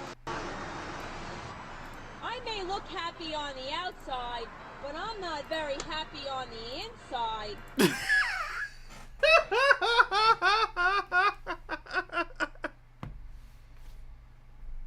Pagliacci, is that you? I'll tell you about happy on the inside. Well, I feel like no one loves me. Jesus loves you, so do I. Oh, Jesus loves you. Oh, it's a Jesus clown. Thank you, Gary. I feel happy on the inside, but how do I stay happy on the inside? Play.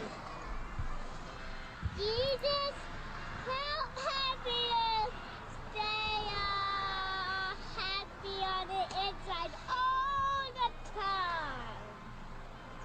Amen. Well, thank you, Gary, for praying with me. I'm glad Jesus can make us feel happy all the time. But can I have another hug?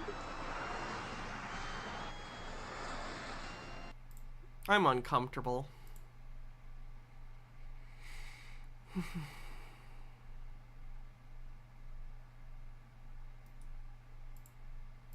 Ulipa Levi. I will be talking about fire prevention. Ooh. Sound mixing's bad there, too.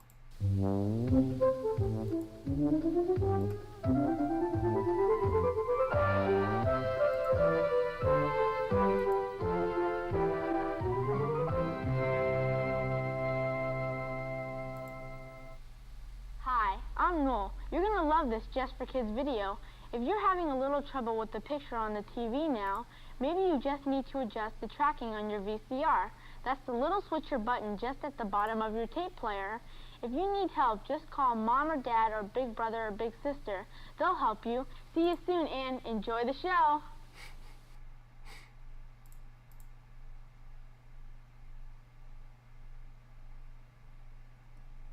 I'm sorry, what?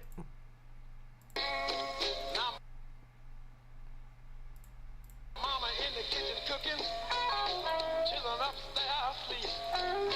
Time for old Santa Claus to make his midnight creep. Y'all, 'cause Santa Claus wants some loving. Santa Claus wants some loving. I know I got some real pretty under that Christmas tree, but I ain't had no loving all week, y'all, all week, y'all, all week, y'all, all week. But I ain't had no loving all week, y'all, all week, y'all, all week. I don't want to hear a song about Santa being horny. Santa shouldn't be horny. He should be wholesome.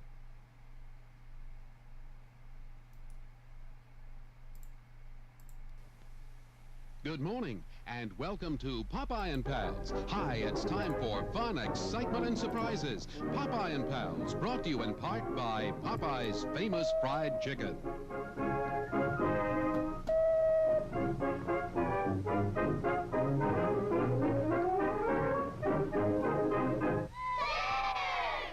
Good morning and welcome to Popeye and Pals. I've got some pals on this side, I've got pals on this side, and right now they're all having fried chicken, and they're gonna have soft drinks after a while. And last but not least, Santa Baby isn't about actual Santa. It's about a parent dressed as Santa. Oh wait, no, I'm thinking I saw Mommy kissing Santa Claus. Santa Baby is the creepy one. the show is all Santa Baby is the one where she wants to fuck Santa. I get it's like a sugar daddy, sugar baby thing, but Santa is the metaphor for the I get it. I just don't like it. over. We're going to have a drawing because one of them gets to take this great big beautiful cake home with them. What's the cake today, everybody? You reckon? Snoopy! Right, Snoopy. One of them's going to be real lucky. Give me the cake. But right now, everybody at home is waiting for a cartoon. Would you like to see one? Yeah. Okay, let's do it. Let's say 1, 2, 3.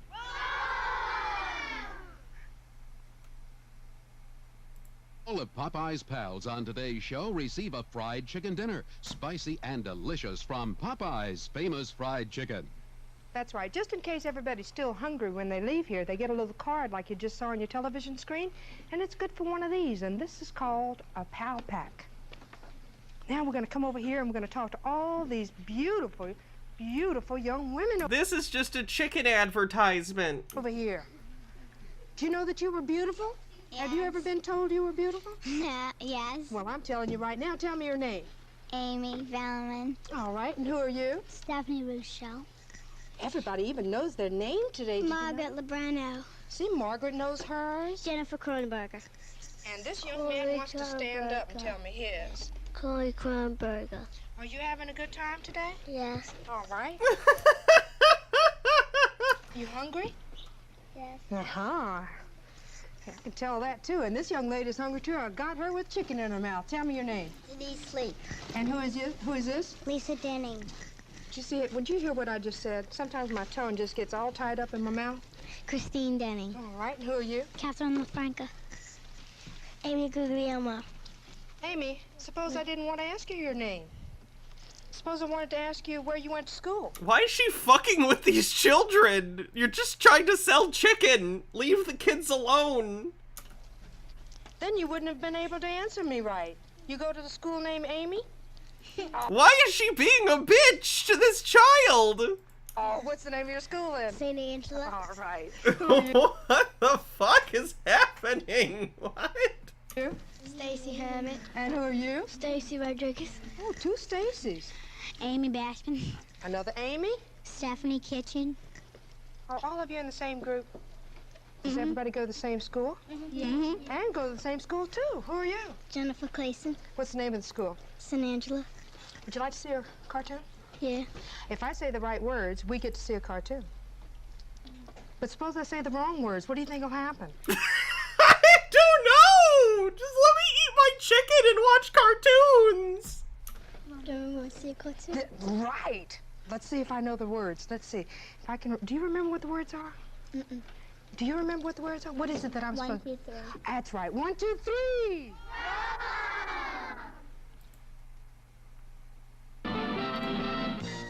What in the world? Popeyes has a pal pack that's just for you. Mild chicken fries, a big surprise. The box is fun too. Come get a Popeyes pal pack, snacks, dinner, or lunch. They're 5 and also have them all. Collect the whole bunch. Wow! Pick up a pal pack at Popeyes. New donuts. A bowl of donuts. But they're little crisp and light. Crunch in every bite. Popeyes. Soft drinks on today's show, courtesy of the Pepsi-Cola Bottling Company. Cakes given away on today's show, courtesy of Haydell's Bakery, 4037 Jefferson Highway. Candy supplied by the Beech Nut Company. And, of course, chicken from Popeyes.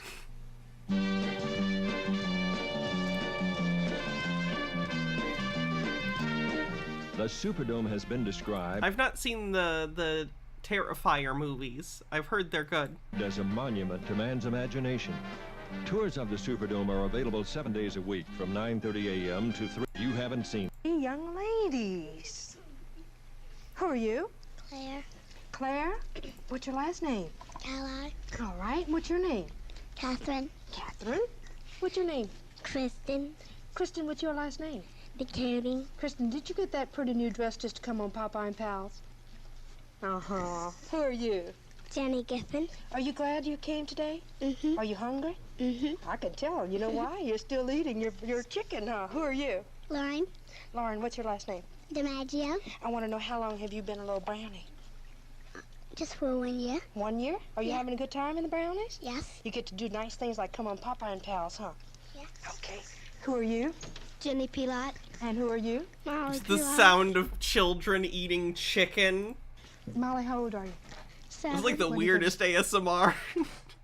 Watch these children, listen to these children eat Popeye's chicken and be interviewed by a woman who's terrible with kids.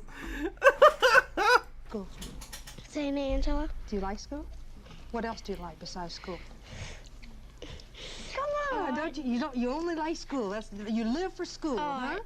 I like art too. Oh, art. Okay, who are you? Tiffany Donovan. And who are you? Jenny Lang. Fuck you, Tiffany. I'm not asking you any more questions. What do you like besides school? Gymnastics. Gymnastics, all right. Let's find out who this is. Way over here. Lori McGregor. Lauren, are you the leader of this group since you have a different kind of uniform? Oh, I bet you've just been in longer than they have, huh? No, you haven't? Oh, okay. Who are you? Now I want to know why is the vest different? Rita Cody. All right, Cherie, and who are you? Tiffany Welch. Where do you go to school, Tiffany? St. Angela. Did anybody tell you that your name is like a cut of a diamond? Did you know that? Now you know it, don't you? Who are you? Sherry Memory. And you are? Kiki Hines. Kiki? Mm-hmm. Kiki Hines, is that a nickname? Mm-hmm. How'd you get a name like that? My cousin. Why'd she name you Kiki? Because she was only 1 year old and she couldn't say it. What's your real name then? Kirsten. Oh, I don't blame her for giving you a nickname, huh? You want to see a Kiki cartoon? Yeah. Okay, let's go. 1, 2, 3. I won! You can win too with delicious frozenated Icy. Now at participating stores, Icy gives you a chance to win. Okay, you've overfilled it. It's overfilled. That's gonna fall over. Prizes galore. Just match the secret number on the tab of the 18-ounce Icy cup with a posted number in the store. You could win an Icy Bear stuffed animal, Icy beach towel, Icy beach bag, Icy wooden truck, or a free Icy. And you can be a big winner too. With Icy, the coldest drink in town. Appearing tonight on 3 stages at Showbiz Pizza Place, the Rock of Fire Explosion. It is weirdly stressful. No, at Show to have a family sports center. But we'll be back next Saturday. Please come back and see us. We have a good time, most of the time. Bye-bye. Come on. Come on. Oh, I'm familiar how to fill up like a Slurpee or Icy. It's just normally I have the plastic cover on already, and then I fill it up, well, in the dome.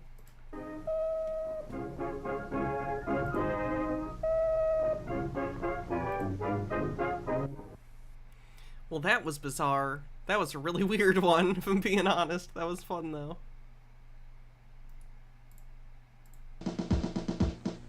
When a spanking hurts too much, you should tell someone. When marks are left, it hurts to touch. You should tell someone. If you get hit hard every day, No matter what you do or say, it's not fun play, it's not okay.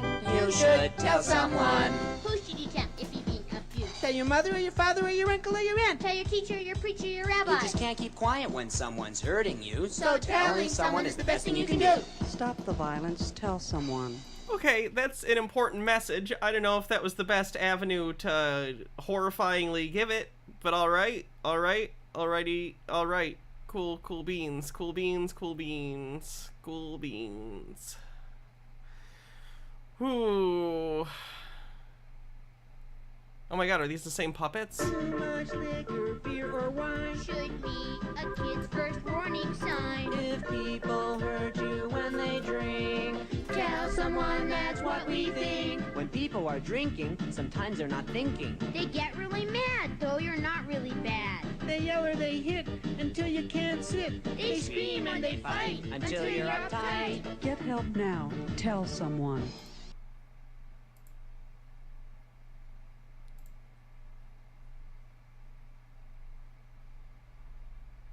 Apparently those are just the puppets that are specifically to tell kids about like you shouldn't be abused, which true, good, true, but my god. Oh god.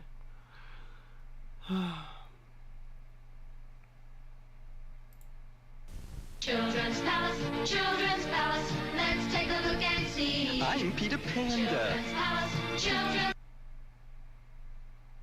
Palace, everything a toy store should be. There are so many bicycles, and remember, always ride your bike very carefully. I will, Peter Panda. Don't forget. And over here, there What is the personality of this panda bear? are nice doll carriages, and more, and more. What a toy store. I loved it. I love it. Children's Palace, everything a toy store should be. Yeah, I don't like the vibe of that bear.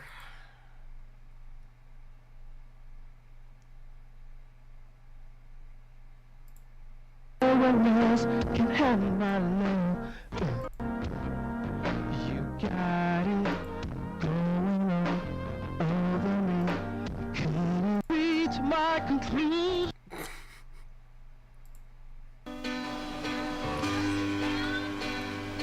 Jesus loves the little children, all the children of the world. Red and yellow, black and white, they are precious in His sight. Jesus loves the little children of the world. Jesus loves the little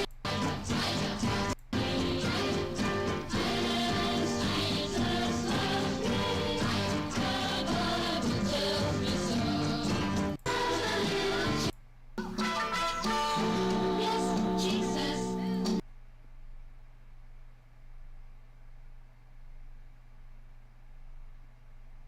I'm afraid for the next segment, but here we are.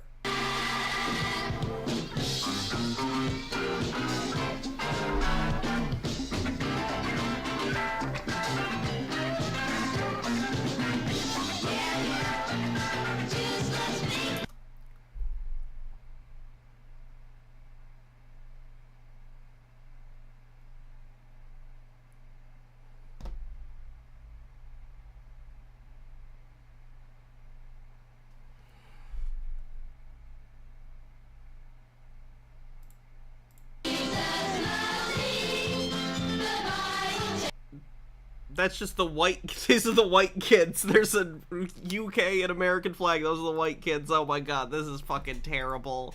What a nightmare.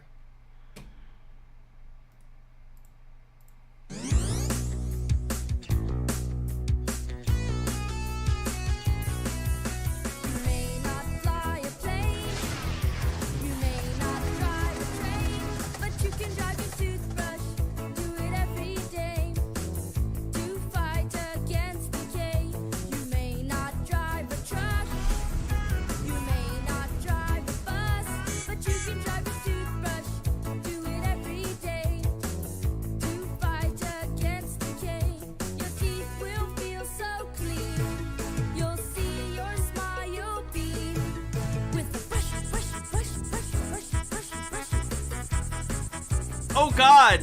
Oh no! Please do not put these in your mouth. Do not put the living toothbrush people in your mouth. No, no, no, what? Get an adult.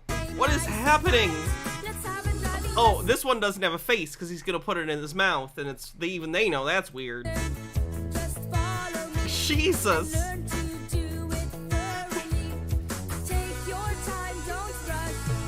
Oh!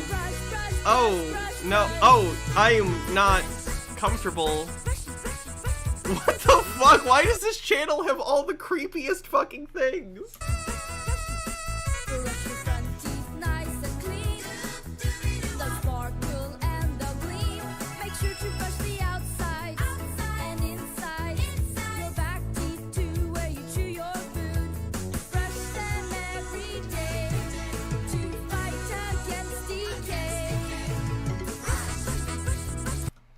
This is awful. This is all awful and I can't stop. I can't stop. Oh no. Oh no. Stand for freedom. Oh no. Oh my god, it's a 9/11 tribute on a basic, oh my god, on a cable access channel. Oh no, this poor kid. Freedom, and they can't take that away. And I'm proud to be an American, or at least I know I'm free. And I won't forget the men who died and gave that right to stand up next to you and defend her still today. 'Cause there ain't no doubt I love this land. God bless USA.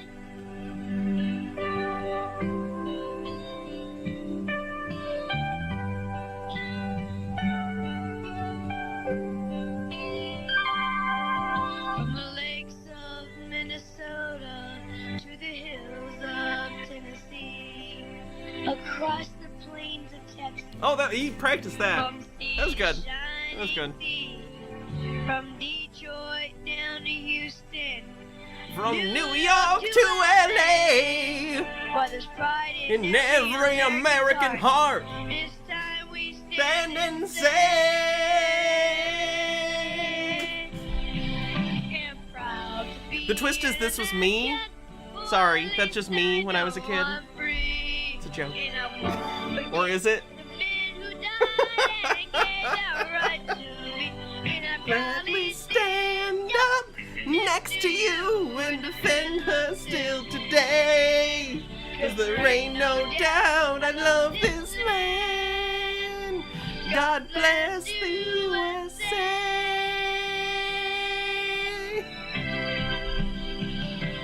And I'm proud to be an American, or at least I know I'm free. And I won't forget the men who died and gave that right to me. And I proudly stand up next to you and defend her still today. 'Cause there ain't no doubt I love this land. God bless USA.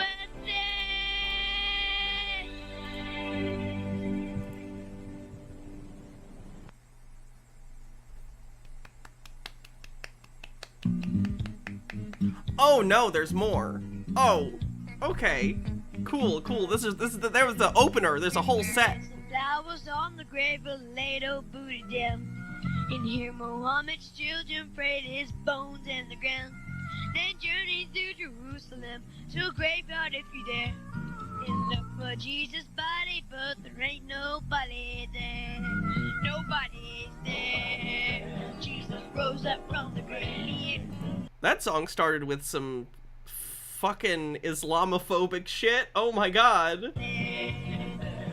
We were not okay in, like, we're not okay now either, but post 9/11 America was a fucking nightmare. Because of this kind of shit.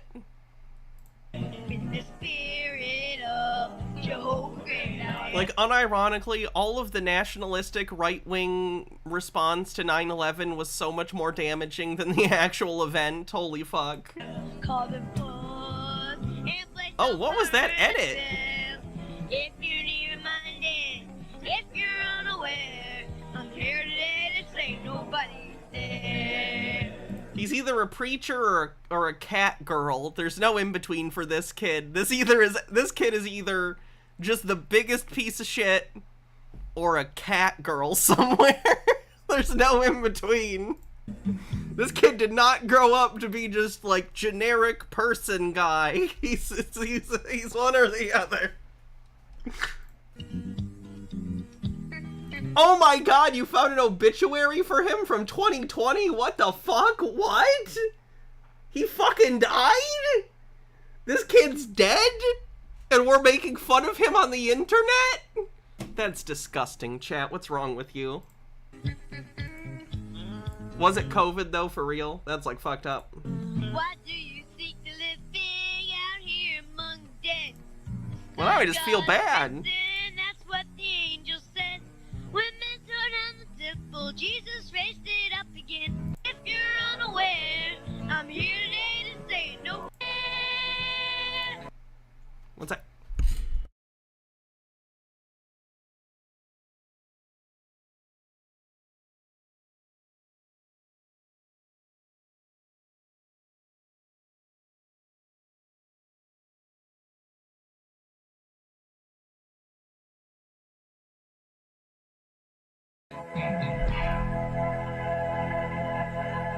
Hey, man, nobody is in that tomb either, because Jesus was raised from the dead by God.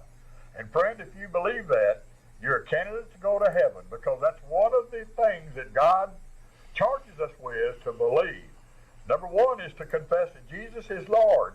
And the second thing is to believe that God raised him from the dead. And nobody's there, as little Tyler Busby just sang. Nobody's in that tomb. He's not there. He's gone. He's what? He's alive.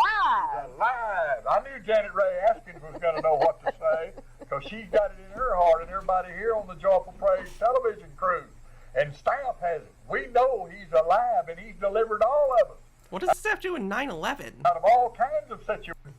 Incidentally, we got another one ready for you. We've got the brother of Nathan here now. We've got Aaron Caney. So Aaron, bless us with this beautiful patriotic song on your keyboard.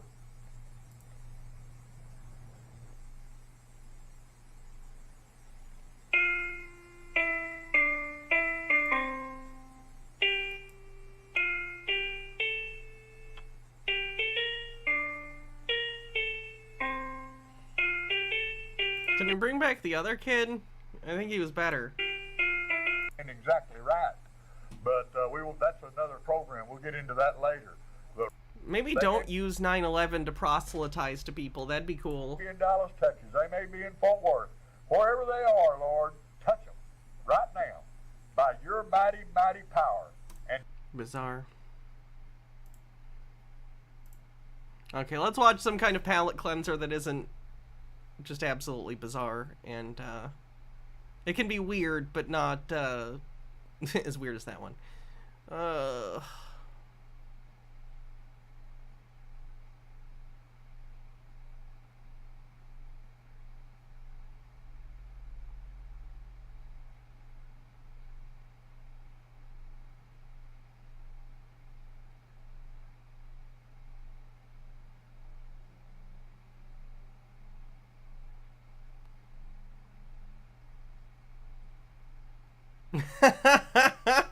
Okay, this is a good one. What is it? And then we'll be done for the night. It gives us our strength. It is what we devour. When we eat it, what do we get? Pizza power!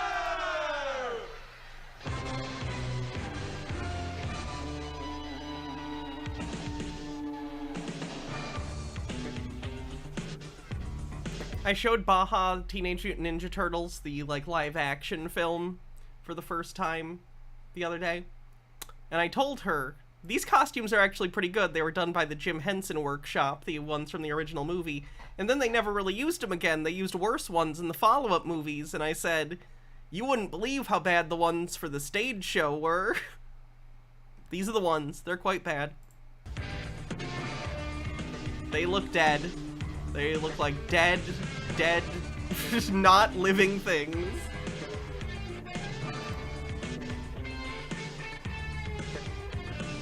Growing up in a glass bowl with chameleons, lizards, and tadpoles, it hardly enters your mind that there's something better than this.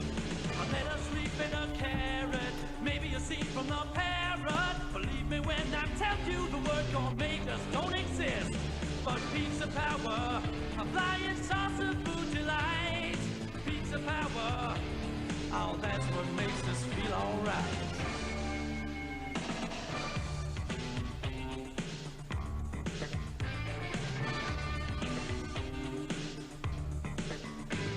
But then we all begin changing our spice with all rearranging, and let us soon discover the kind of food that we like. The hell around. Dips and burgers or French fries, the work for turtles of our size. Ice cream, cake, or apple pie. They don't even pass the test, dude. But pizza power is the thing that keeps us going. Pizza power is the food worth asking for. Pizza power, we take great comfort in knowing. Pizza power can be delivered to your door.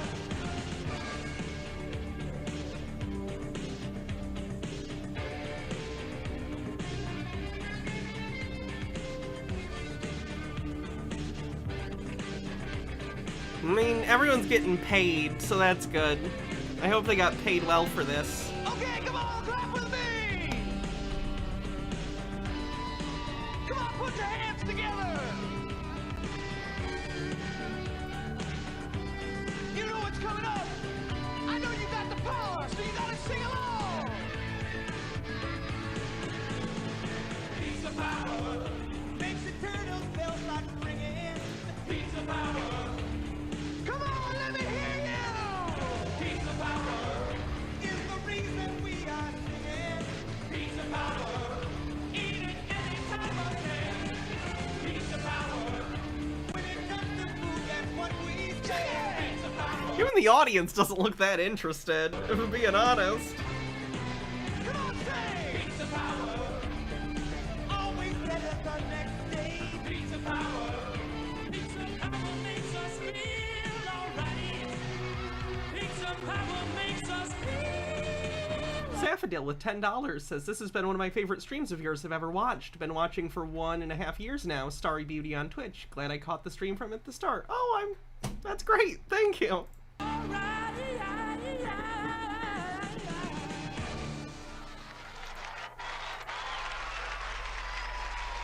Okay, we're done. Thank God. Alright, thanks everyone. I hope you have a good night. Thanks for hanging out. Love you, Mr. Blast, if you're here. Everyone else, I'll see you guys. Yeah, I've seen the behind the scenes video.